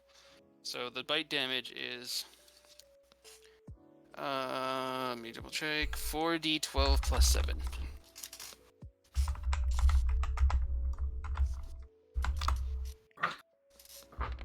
Disappointment. 28. Add this too. No caps. Hey, Murmur's back.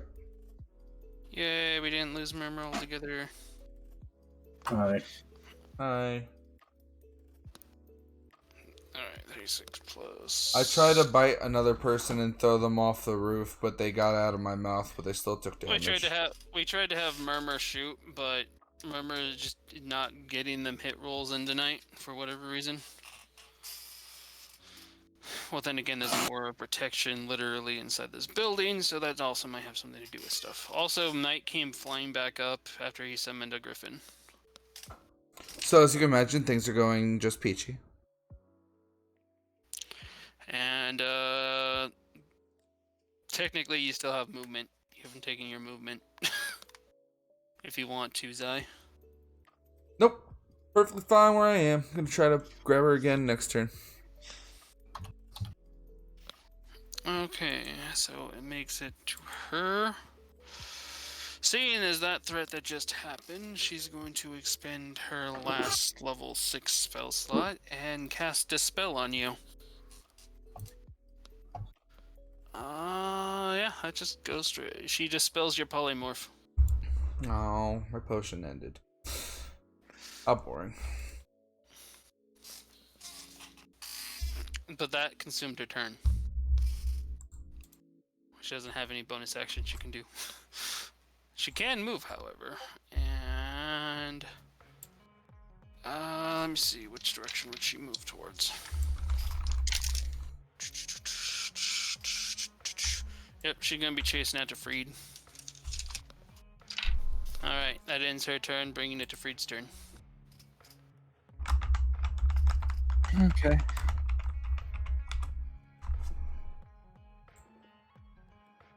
Oh, right. After the ends of Lys's last turn, the firewall finished.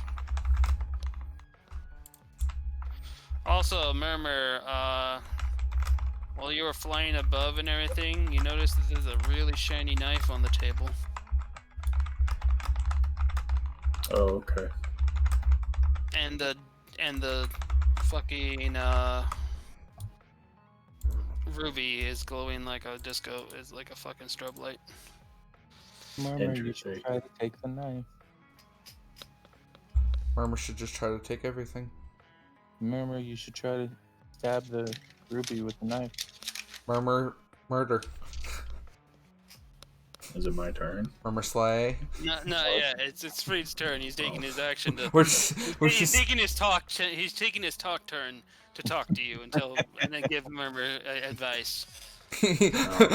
We're just both like Murmur slay, Murmur do things, and he's like preparing to do shit like Murmur kill. I gotta look at my editing software because apparently I got enlisted to a project tomorrow.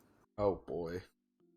DJ has to record a video of him putting together a paper craft thing from Minecraft. It's like, you can make the little characters out of paper. So Evelyn has to help him record because Lord forbid his parents fucking help do anything.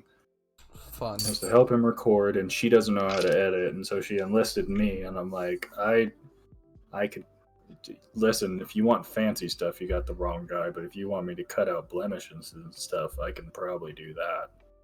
Because if you watch any of my Wonderlock videos, she's like, I haven't watched a single video. I'm like, wow, supportive. Thanks. Ow, that kind of hurt. But My soul. Don't worry, she doesn't watch any of my videos, and I'm in over 7 years, so. yeah, I mean, I was like, well, No, very well. you don't know what my work looks like, apparently, but case in point, anytime Okay. my Elgato fucked up, I cut that out, so nobody ever knew except for me shitting on myself and Kenny shitting on me about it. And me doing But that in the otherwise- chat, but. Otherwise, shitting you on you was a never good would know. pastime. Anyway, still Freed's turn. What was the plan, Freed? I want to cast level 5 fireball again. Use my other level 5 slot and then hit the girl outside of the blue circle. That's still gonna clip the girl inside the circle for some amount of damage in a way. Alright, so dexterity saving throw for this chick, which has no dex, so it's a straight roll of 18. Does that pass? 16, it does pass, so she takes half, so 12, and then the other one. The other one's a 14, doesn't pass, but she's in magic zone, so both take 12. And so far, the one inside the fire has taken 76 damage. I mean, the white one is taking 76 damage. Green one still just barely is taking any damage because she's healed herself. Wand of Arrows. Which one though? The white one. White one. Can I make a little suggestion as of now though? Sure. When she is fairy fired now, you'd be doing a lot more damage if you managed to hit her with the Starfire. Let me see. Starfire doesn't say that it is a bonus action for me. It says it's a spell action. Oh wait, no, Starfire. Okay, never mind. Yeah, it's Starfire. It's Wrath. I'm thinking of Wrath has an effect if they're already. Just let me click Wrath. Well, I'll use Radiant. Here's Wrath. Yeah. Radiant But I damage. didn't If they are think the fired. Radiant damage hurt them. Kenny, They what are do you have doing while some- you're playing It's not D&D? full blown. It's not full on Posting resistance. memes to my They have a- friends? Take X amount of radiant What else damage do I loss, do? Which is actually just 8. Twiddle my radiant thumbs? damage. Fuck. So if you did, that would be Love 3d10 D&D, but it damage sucks if you wanted having to to try wait. Yeah. Waiting sucks. Okay, so actually roll it this time for the thing rather than description. Oh yeah, For the roll it. Yeah, you roll that thing. 16. This has a... Yeah, with advantage. Sadly, actually, that didn't hit. So, damn it. With a try. That's why I kind of fairy fired, so we can actually get extra bonus shit to happen. Oh, well. You're still within... She hasn't made it to your thing. Do you want to move to, like, the other side of the room? Because I think you can make it to right there. Sure. And I'll give that one a 4, Matt. Alright. And then Liss. It tasted, Kenny. What? It tasted. It tasted? This is the problem with Zai being outside. I wish I could cast this on, but now they're outside. Oh well. Sadness. How much space would that be if I did?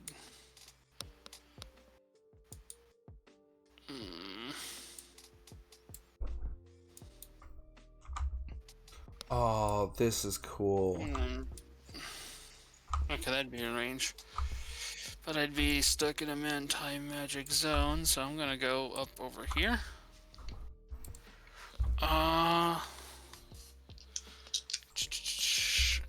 By the way, you enraged earlier, right? Before you took your potion? No.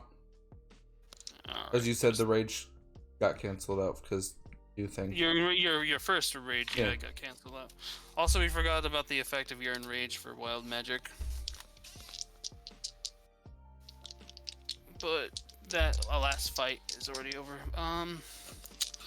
Alright, I'm going to... I tried Gias earlier. I'm going to try something else and cast Haste on Zai. So, Zai, you get double your movement, and you get 1 extra attack during your main attack phase. Okay. For 4 turns. 4 attacks, 4 turns. Boy. And double movement. So, you now have haste on. Where's a shoe? There we are. We got a shoe. And by the time this gets back to your turn, that guy's bubble will fall off. This green chick's bubble. Actually, green chick was in a bubble. Shit. She took no damage during that explosive fire. Forgot about that. Ends turn.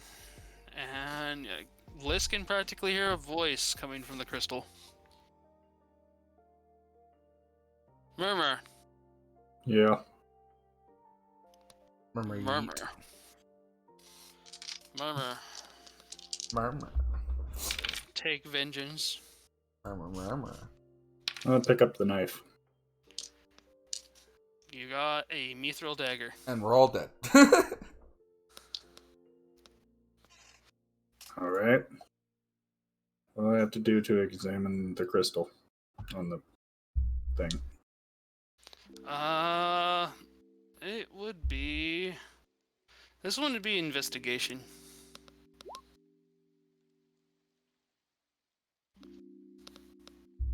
Okay, you got it. You're looking in... The crystal actually looks as very transparent now that you're close up to it. You look inside and you see a crab. Rat.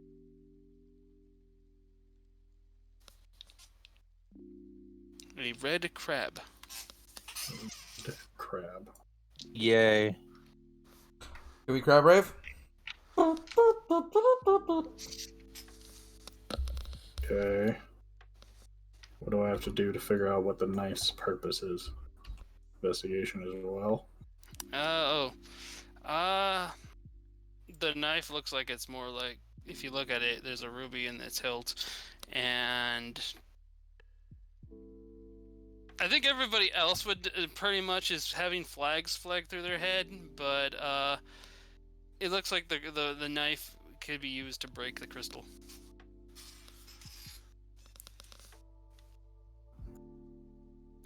Alright. I'm gonna stab the crystal with a knife. Roll to hit the crystal. What do I roll? Just roll a side knife. It'd be the same attack. Oh, side knife. Where'd that go?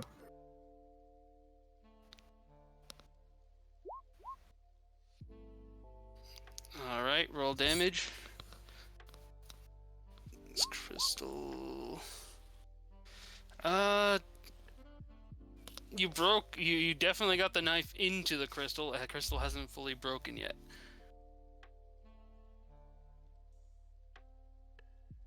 Murder crystal. Go ahead and go for another. You still have another attack. You can hit it again. Adam, scream at it in a horrible, horrible tone to shatter it. Hits, and you break the crystal. After Okay. there's a loud explosion, and even the guy on the griffin yells, "No, what the fuck, you fool!" As the crab pops out of the crystal. Yes. Right. I think everybody else knows about the crab. The crab is wearing a top hat and a bow, and he takes the mithril knife from you. And hold on, as I roll for crab initiative. Okay. Crab has 42 on his initiative.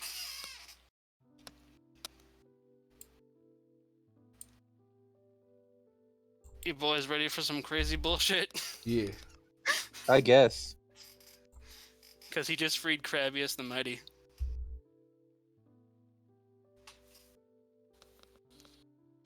You done, Murmur? Yeah. Yeah. Murmur did the thing. He sounds awfully sad, though. No, I'm just trying to figure shit out right now. Okay, well... Crabius... Let's see.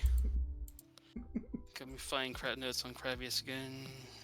There they are. Oh, okay. Crabius just instantly goes for the guy. The guy is still in the air, but that don't matter to Crabius as he enlarges. And he gets his charge attack off on him, dealing... Let's see if he hits. Yep. That's a hit. At 15, that's through. Alright. As you watch Crabius lift his sword... Well, it's not even a sword, he still has the little fucking mithril knife. And does 44 damage to the guy's griffin, killing it as the guy falls back down onto the castle. Oof. And that's one of Crabius's attack. He has 4 multi-attack. Unfortunately, the guy is still in the bubble, but Crabius don't seem to mind. He still attacks. Crabius goes for a second attack. Hits. And would be 33. His bubble is cleaved, though. So no bubble not protecting him. And now Crabius goes for another 34 this time. Crabius goes for the swing, and one last swing. Crabius does 55 damage. This guy has lost his shield, and his armor is now mostly rent. It's now his turn, and he's going to try to use an attack against Crabius. Oh god, Okay, it's a nat 1. Kenny, call this high or low? Low. You got it. Guy swings at Crabius, and Crabius catches it with his pincer, and he breaks his sword. Nerd. And then this guy tries to just... He's casting a spell at Crabius, and... doesn't hit Crabius. That ends his turn. Zai, it's your turn. Okay. You see a giant fucking crab, and this guy's been who has been beaten on this little paladin. I'm It's gonna a no. I'm gonna help him. Crab, You're my joining friend. in. Help, crab friend. Help crab friend attack. Help, crab friend. You get a enrage. Oh, hold on. Roll a d8 for me. Do. 5, huh? Help, crab friend. Okay, now whenever somebody attacks you, even if they miss, you retaliate with 3d6 damage. Cool. I'm gonna do some damage now, though. Oh, and he goes for the motherfucking crit. As you do. Oh shit, that's a lot of. Hold on, I need a calculator now. Okay, so here we go here as we add the 15 and the 8 and the 10 and the 6. 39. Yep, on top of what he's already taken. Guy has taken 125 damage so far. Round 2. Fight. And now he has the Great Moon Axe advantage thing, but you did not hit him with that 20. Fair enough. Coming around for the third hit. At least you have Yeah, advantage. thank God for that advantage. Take that. Alright, plus 26 total. So he's at 151 damage. And the final one. Boom. As that haste you put on me. Yep. Give you extra haste. 23. Yeah, that hits without a shield. And he's outside of his zone, so yeah. Plus 16 plus 7. 174 damage. Alright. I'm just gonna stare him with that like super intense, like you done fucked up bitch look while doing the crab rave. Just then, also, since you're outside, you can see out along behind the castle. There's like an ocean-like view. There's a ship on the ocean, Ooh. and it's this on the sails of the ship. There's actually the same sigil that it was on this guy's shield, and on the chick's the front of their tabards. You've actually seen the symbol on all of them. That's bad. Not good for us. Might I call that out to my friends? Yeah, you can call it out. Guys, there's more coming! You see one of Cravius's eye stalks just turns and looks at it, then turns back. Creepy. I like it. And No, that's the and end my of your turn. Yep. Okay, it's Whitey's turn. She's like, "Sir, what do we do?" And you just keep up the assault and don't give up. Give in, become crab food. So, let's see. Let's see who's she gonna attack. Oh, by the way, the green field is now gone.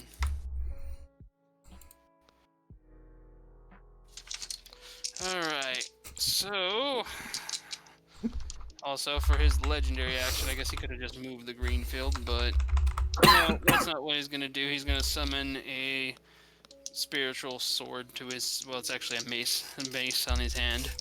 And a spiritual shield for his legendary action, but the chick, as she moves on, let's see who she's gonna try to look at here. Oh, Freed, I don't know what the fuck you did to this chick. She pissed off at you. She's been pissed off at you. The first thing she did was like dispel Dasani. Alright, and then she's going to... Okay, Freed. Going to attack you with her mace. Now let's see. Does a 19 hit? 19 hits. She's not a fan of Magic Man. Not a fan at all. I'm gonna grab a couple extra here. Magic She's gonna Man. she's gonna add a smite into this. 5, 10, 11, 12. Okay, so she did a total of 22 hit points to you. As she smacks you with her hammer, and the light of her god smites you as well. You're pushed back a little bit. And then she lifts up her hammer, points it at your face, and... Make a wisdom saving throw.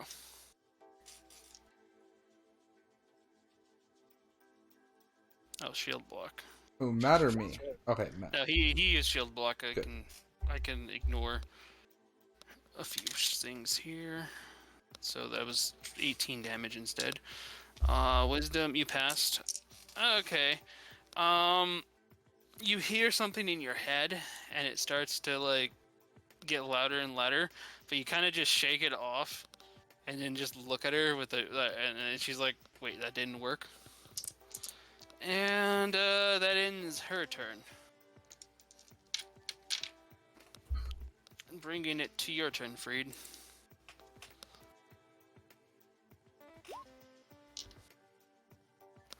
You're gonna use Wave Cutter on her. She's glowing. You actually have advantage. You crit. The Fairy Fire. So the cold plus that. Okay, it's 23 damage on top of all that.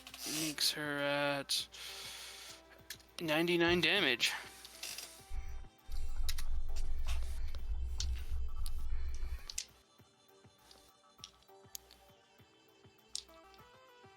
Can I use a bonus action to summon Dasani back? Yes. It's just I'm a gonna level do 1 that. spell slot. Bring the doggo back. It costed her a level 5 to dispel him. Doggo back. Hurting to Okay. the ground. Down the bitch down. And Dasani's back. Hey boss, how's it going? And I'll just have him attack her and end my turn. Alright. Cold Blast. Pet magic. And 10 again. Ironic. Okay, 109 hit point damage so far to Whitey.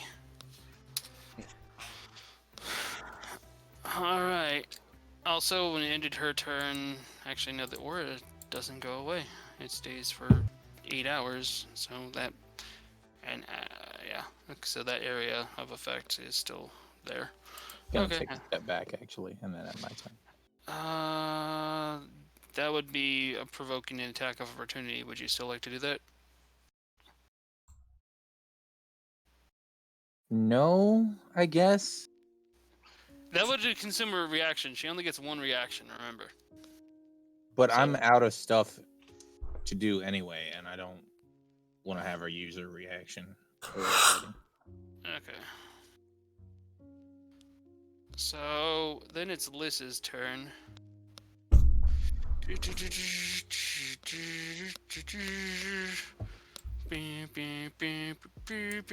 you made a hold right here, right? Yeah. Okay. Let's see. All the colors of the rainbow. Boop.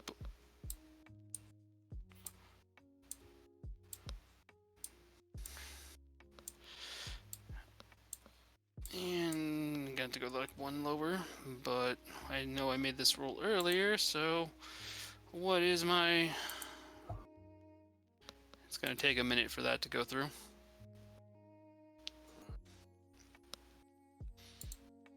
Her bubble fell off.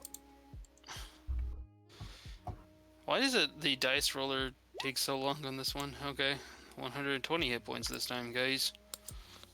120 with 22 AC. And then we're gonna go for that breath weapon. I don't know why that's faster than the other, but okay.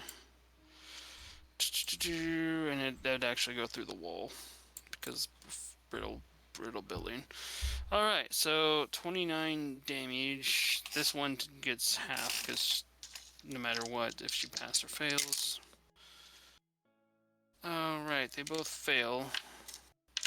But she still gets half, so she takes 15, and that one takes... Actually, no, she takes 20. She's wearing metal. She takes... Okay, so she's at 29. The other one... Add 45 to that. 150... Ooh. White goes down on a knee. She's not dead. But she took a lot of damage.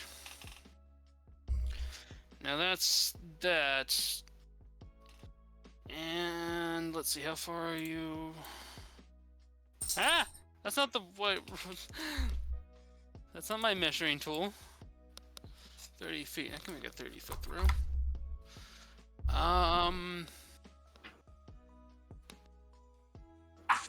Where is it?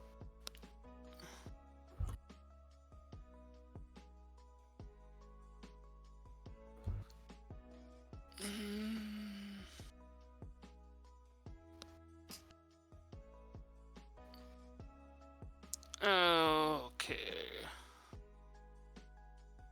I wanted to do something, but I can't find it on my list. Damn. I wanted to throw him the, there was a wand that we got a while back that did extra damage, like other damage. Oh, there it is, Wand of Lightning Bolts. Ah! Didn't mean to actually throw it. Okay, so it's a level 5. Liz as a dragon, like, reaches in her bag and just throws her wand at Freed. Either athletics or... What would we determine to catch? Was it acrobatics or athletics? Well, I'll just let you have your choice. Roll one of that to catch it. You catch it. You catch the Wand of Lightning Bolts. Level... I think it's level 5. So you could use that on your turns. And that's all of Liss's action. Murmur, last time you freed a crab. What are you gonna do now? Murmur flies off to Disneyland. Fuck you guys, I'm out. I took all their money. Crab's beating the shit out of that guy, so...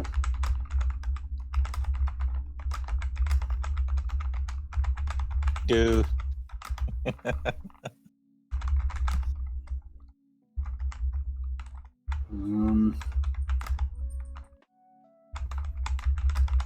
I guess I'm going to shoot this one with my bow. Type an email to my landlord real quick. Hold on. I was just wondering, like, damn, that's some furious typing. That was me.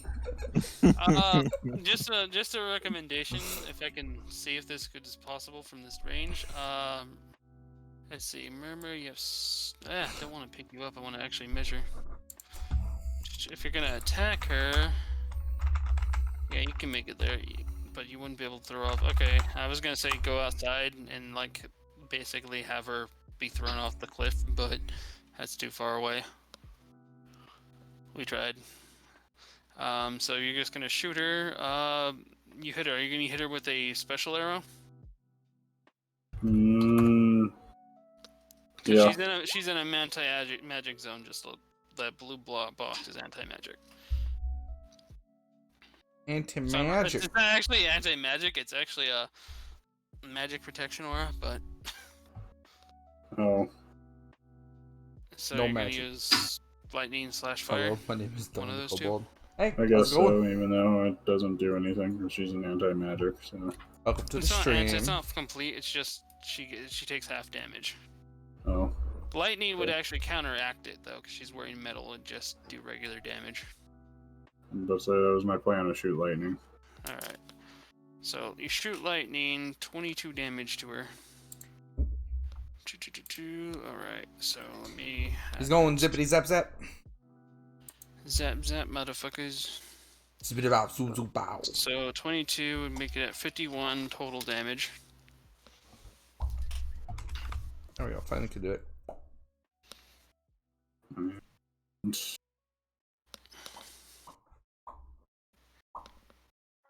Where's it at? What are you looking to do? Is it this one? No, not that one. Is it wait? Oh, you're gonna shoot a fish at her? Yep. The poison damage is not considered magic damage, by the way. Good to know. So slingshot fish. The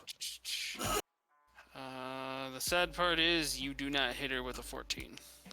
Okay, that's it. Okay. It brings it to her turn.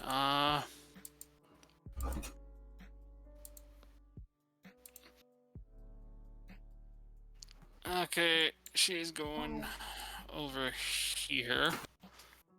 And looking at her boss, she starts channeling a spell again. But that ends her turn, bringing it to Krabius's turn. Krabius is looking at this paladin guy who's still got some spunk into him. Krabius rolls to hit this bastard. And Krabius crits. You don't want to... Oh, God. I need a dice rolling. Go to D&D Beyond to roll this. Krabius is king. Yeah. Here comes... You do not fuck with my crab friend. 14d10 damage for a crit. As we watch all the dice roll around the screen over here, at least, you know, it'll be in my recording. 85 points of damage to the guy in a single hit. Yeah, Krabius just took this guy's fucking arm off. With a dagger. And, yeah, Krabius goes in again, and you guys aren't gonna believe it. It's another fucking crit with a different dice. That orange dice is evil. Glad it's not used against us. It was being used against you. No, I'm glad it's being helpful right now, then. Gotta do another 14. Basically, I'm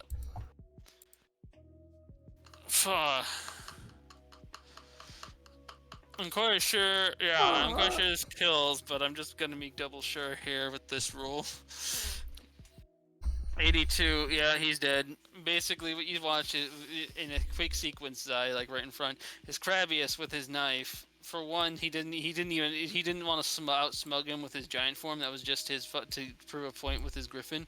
He goes back to his small form and cuts off his first arm with that. Then he cuts off his second arm. And this guy is like fucking the Black Knight from Monty Python right now. Just but a flesh wound. It's just but a flesh wound. He's still trying to go at Krabius. Krabius with another swipe takes out his legs, bringing this guy down, and you just watch his head lands between Krabius's claws, and he does this, Skyrim line. My ancestors are smiling at me. Can you do the same? As Krabius crushes his claw and takes his head off. Nice. Crab rave intensifies. Side's just like, fuck yeah. Alright, afterwards, Krabius, he looks back over at that, ship that's incoming. He looks towards you, He nods towards you, and then he runs off, and then jumps off the side of the building towards the ship. Bye! Zai, it's your turn. I wave bye to my friend. I'm very sad he has to leave. Where's the other one? There's still 2 people inside to fight. Yeah, both of them seem kind of... One's severely injured and kind of just... It looks completely shocked, but the green one is like... Looks like her entire world just got destroyed. Cool. Let's make it feel worse. Hi, how you doing? It's me, the Axeman. I'm the Axe Lady.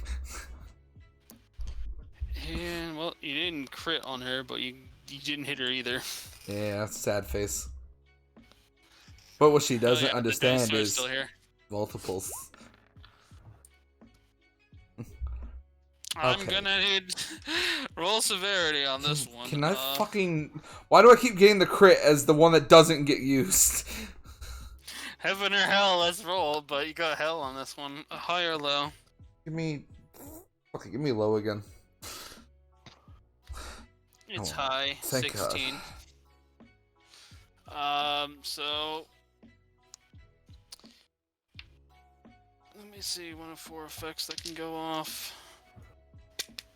Wait, was Okay, I supposed to get the call correct? you're supposed to get the call correct. I thought I was like... Okay, so what's happens here is that she was channeling a spell to cast, but her mind's all fucked over because she watched as a crab just beheaded her boss. And as you come swinging at her, she just reflex, moves her hand to block with her shield, and she disenchants Defender at Great Axe. Oh well. Basically, now Defender Great Axe is just Great Axe. It's removing the Defender part. Oh well. This is the one I liked anyway. We see why!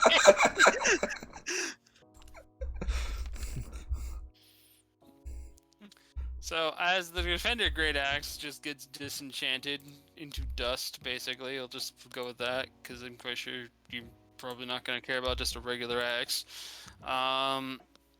You come down, you cleave her from the other side with the other hand, and you smack her right into the side of her body as she takes extra damage here from Rend. So that's a total of 18, 35 damage, bringing her up to 86 damage. Sweet. Question. I know I just did the damage, but that thing that you said with the arcane thing, how it can also be put into a melee attack? Oh yeah, you want the trigger to go off? Yeah. You can blow, I think you still have a force in there, if you wanted to do that. I actually still have all of them. The 4 force, one of the lightning and 1 in fire, because I haven't, exploded them yet. Yeah, you got 5 force, you blew 1 force a while ago. I have 4 force left. But yeah, 4 force, and I think you said you loaded the gun with another force. That's the one that you could trigger for it. Okay, yeah. So you have force currently in, so you explode the force on her. So arcane shotgun?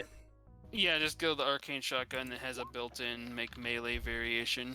See, the melee is 18 damage on top of that, but that's also doubled. So roll it again.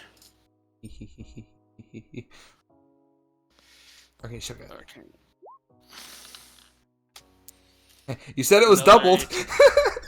It was quite literally doubled. Okay, so 36 on top of the plus 86, so you got 122 on the chick.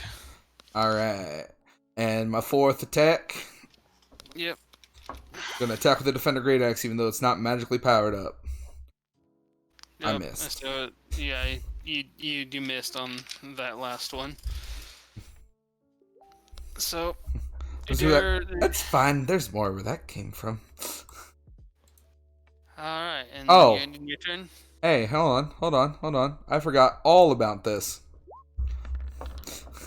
Alright, heroic strike, because you missed. I forgot all about... I'm like, what is this for? Oh, what I miss? Hey! All right, everybody in the room gets inspiration now. God damn it, I could have been using that the whole time. I keep forgetting about it. Yep. I hate my forgot brain. about it too, because that's how we changed heroic strike. Is when you can only use it when you miss. So 24 hits. Yeah. Okay. 9. It's not that great damage compared to like a regular hit, but It's still Still helps. something. yeah. So she's at 131.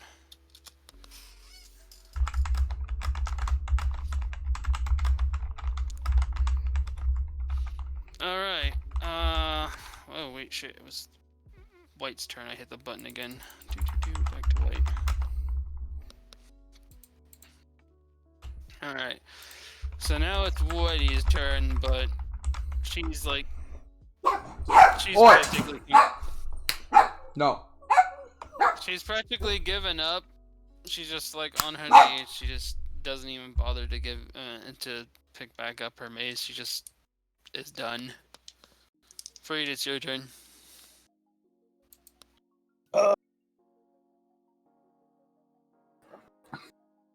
What should we do? Should we offer them a way out? We were supposed to be diplomatic, and we kind of just attacked. Well, then to be fair, they attacked first, so fuck that. No, we attacked them on the road first. They attacked the village first, and Yeah. they attacked us on the road. But after we were told to get diplomatic things and everything, we just kind of just straight up attacked them. Well, I mean, it's still on them. Yeah, it is still on them. I'm just saying that we just kind of went fuck it. And Maybe they just should went have all been out. nice. Niceness goes a long way. Mm-hmm. Nice does go a long way. Unfortunately, they can't be charmed. Otherwise, I'd say make them into like mental slave bitches. Put GS on them both. But I'm gonna have my pet attack the white one with cold damage to see if they freeze or not.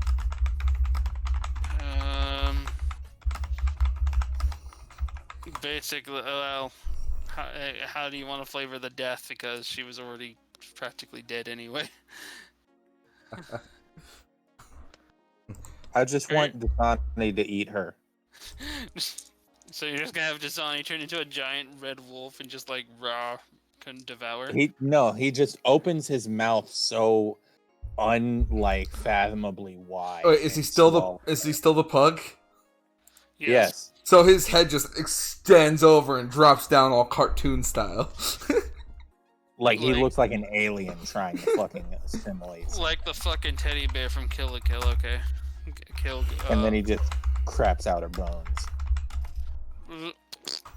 You know, it craps out all her magic items and bones and shit. Oh, he turned pink now. Yeah, since I remembered how to do it, I turned him pink. So she did. She got eaten. Hold on, I gotta move her over so I can actually put the death marker on her. What the? Let me have the death marker. There we go. So she did.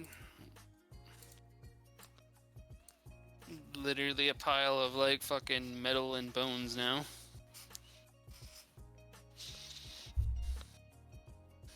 This is a good time. And with her death, actually, the aura dies. It was her aura.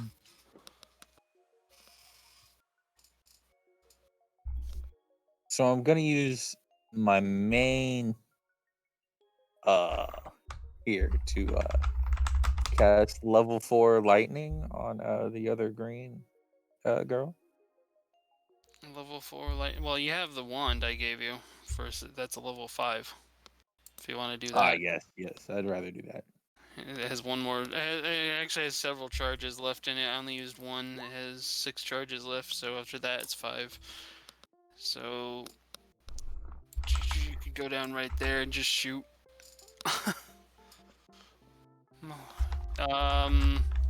Just roll your fireball, level 5, just because it's the same damage. Just lightning. Lightning bolt, level 5, yeah. There it is, 39 damage. Let's see if she passes.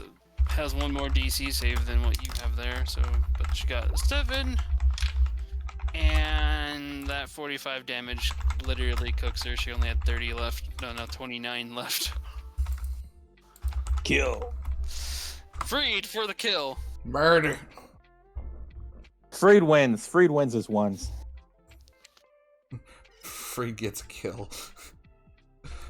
Guys, I did it. Yes, you did. As he does it, like all the walls have like literally crumbled from this building.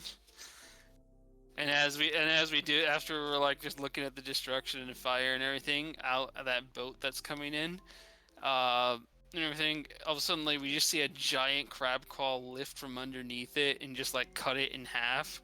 We hear people screaming as the two halves of the boat are being pulled under the water.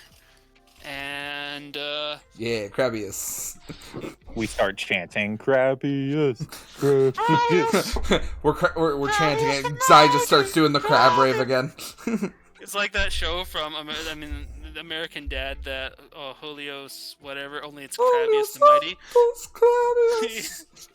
Crabbius Mighty. Crabbius.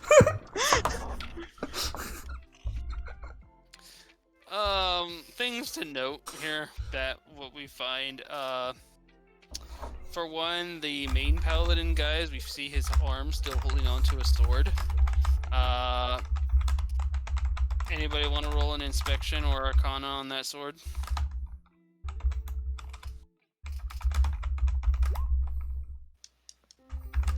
Arcana? Arcana.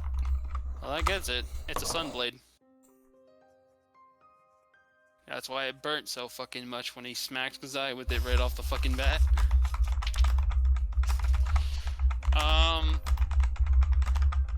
The two chicks have maces they're like maces of thunderbolts, only they do radiant damage. Ooh. Which is why you can throw and make them explode to do almost like a grenade charge when you throw them. About the only person that has good throw is probably Zai. Zappy boy yeet bomb. Yeah, they're pretty much yeet hammers. Yes. They're one-handed maces, obviously, but they explode for radiant damage. I will happily take his bonus item if no one wants. Can use. And all three of their shields have different effects. The green one has a heal boost to her shield. Basically, you add a d6 whenever you heal an ally. The white one has it adds that anti-magic area thing.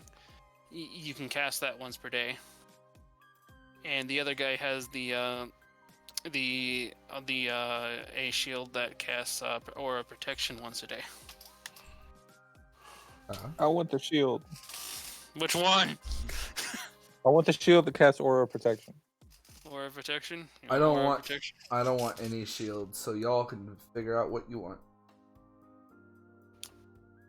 Alright, so I can take the other healing shield because that helps what I do.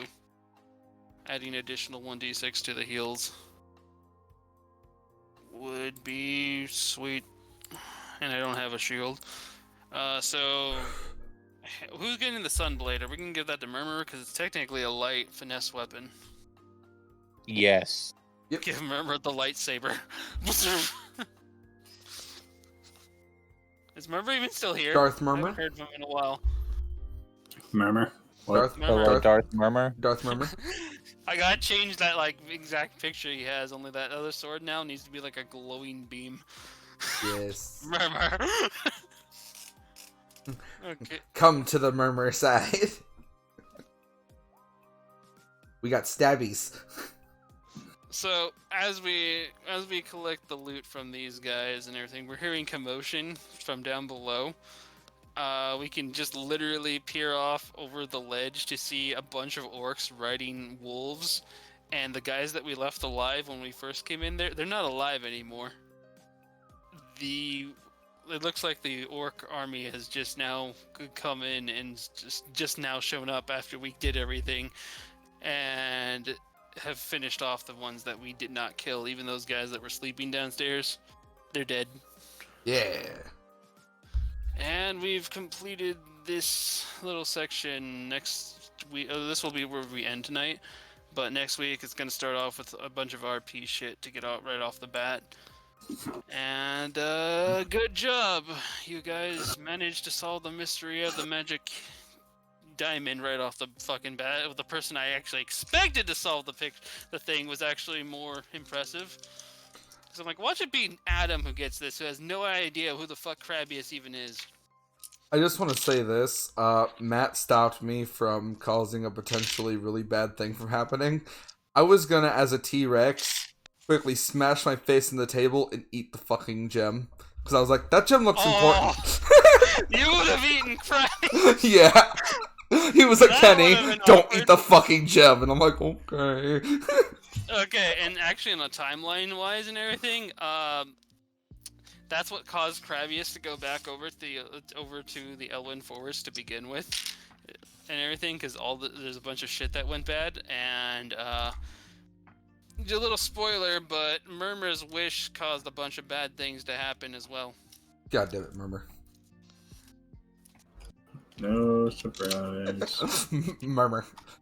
Murmur is the ultimate monkey paw. Yeah, he did the monkey paw. So Murmur did crazy. He brought back orcs. He did good, but he also worded it wrong. We'll put it that way. Oh no. Wording is important. Find out what happens next time in the Alliance Kip. We already know what the fuck happened on the Alliance side. At least at this point. Don't ruin the joke. But yeah, Krabius the Mighty, Slayer of 1,000 Murlocs. Fucking He also Murlocs. killed this guy. Who actually his name is, let me pull out his name, because he actually had a name. Where's my screenshots? Which I haven't really been posting over the last couple of times, but meh. This is in retail, yes. Yeah. Here we go.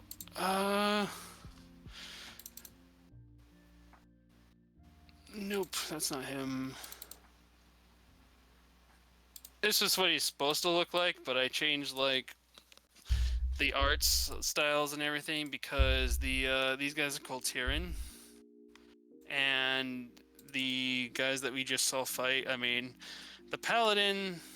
Where are you? Where did I put the Paladin? Look. I based it off of what I saw from one of the flyers that they used to have back in the day for World of Warcraft, and I based the main leader, that guy, to have this look. This is how I turned it. Also, this is how they were in the game. Originally in the classic variation. I know this thing. I'm in this area with Adam. Yep. I mean, they changed a lot of the current art, but yeah, that's who he was. In case, some people start saying that I ripped off Dark Souls or something, like, I didn't know. You ripped off existence. Fuck! But you see how he has his glowing blade of sunlight there, of sun powers and stuff? Yeah. Also, the females, female Crusaders and everything were based off the Argent Crusader card from Hearthstone. Hold on, let me pull that up. I think they've changed it though, because it was too sexy. And Blizzard don't like too sexy anymore. Ah shit, and I closed the window because I wanted to shrink it.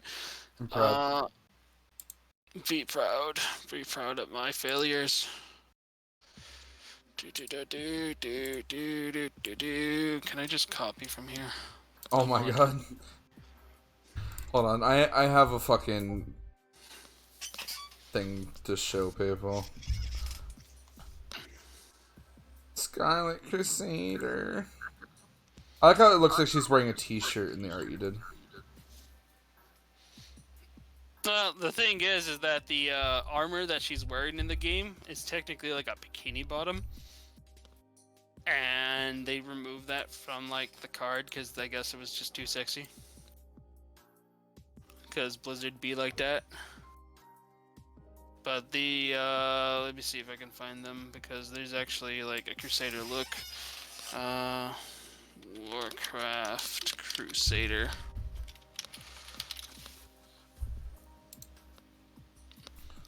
So, question, Emma.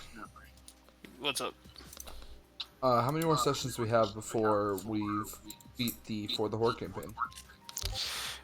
Technically, this was the starter zone for the Horde. We could, after the RP and whatnot, if you want to go through the RP and everything, we can actually just call these characters finished and start a different campaign and come back to it at some day in the future. Well, the reason I was asking is because you said that we should be close to done on the Alliance one. I thought you said we were also close on Horde. We're close to done on the Horde one. The Alliance one, I wrote a bunch more stuff, but I just figured if we were just going to finish the one zone, then the Horde campaign is practically finished. With here, it's just a bunch of RP stuff.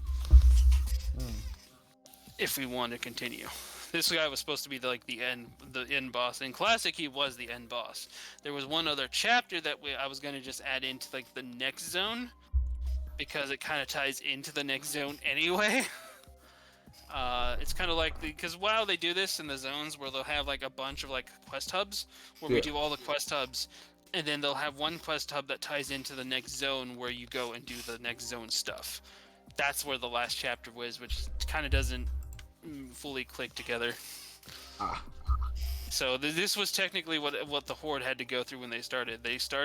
You started like in the orc camp. You made your way through, and you helped Razor Hill with there was a few quests that we kind of skipped out on, but those are just side quests kind of things, like go collect scorpion claws and scorpion tails. We gotta make some gumbo, but we kind of already did all that when like Freed just summoned a bunch of fucking food for him anyway. Okay. But the end part for Classic was when they had to go to they had to go because these Kultirans were on the turf and they were fighting, and their main goal was to invade and take over because they just saw all the orcs and all the Horde just as a bunch of monsters.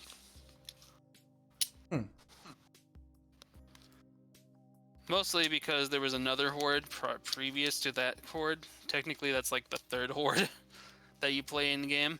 And they were fighting 3 other wars before this came up, and they were under the command of demons. And the demons commanded them to like fight, and the Kultirans mostly had to fight against a certain type of orc known as the Dragon Maw, who would they enslaved the Dragon Queen and forced her to make babies so that they can use dragons as flying monsters to go and attack things out at sea. Alrighty. So, meh on stuff, but yeah, if we want to just start a new campaign, we can call the Horde done for now. Maybe restart at some point with the same characters. I know Murmur would probably want to continue on because Murmur only got here like a few times. But we also have we can also go and finish Skyrim then as well if we want to continue Skyrim until that's finished, and then push until we can.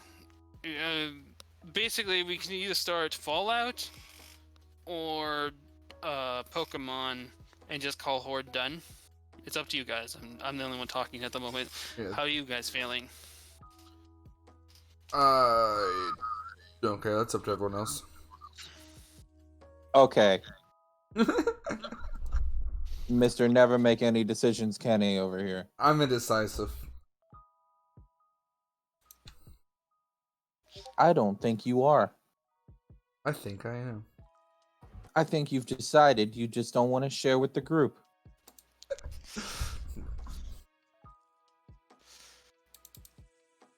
You'll never know. Adam, what do you think? You want to start Pokemon? Oh, I'm not gonna be in part of the Pokemon campaign. Do we want to finish the Skyrim campaign then? Because that one actually has a set path to finish altogether, and I think most of us that have played Skyrim know where that ends. It's just basically us playing Skyrim with monsters. I do kind of miss hearing the stupid Dragonborn that doesn't understand it. I Yeah, hear we it should in do my head every Skyrim day. for next one. So finish Skyrim. Yep. Okay, we'll finish Skyrim and then figure out, because we'll just call this one on pause then. If anything, we'll come back to it at some point. Okay. We finished the main idea thing where we saved Duratar. For the Horde, complete. Return later to the new show based on the Horde. Whatever the fuck we figured out! I hurt Chapter myself. 2, epilogue. Chapter 2, the real shit begins. This is the 7th season of Dragon Ball Z in reference. Now we have actually revealed quite a bit of the... I have so many actually just art assets that I kind of made for stuff. Like, I have so many... The Crusader girl, the art cards in Crusader, I have her in like so many different colors. Same with like a bunch of fucking Charizards to represent our dragons, because I needed like an actual artwork for the dragons.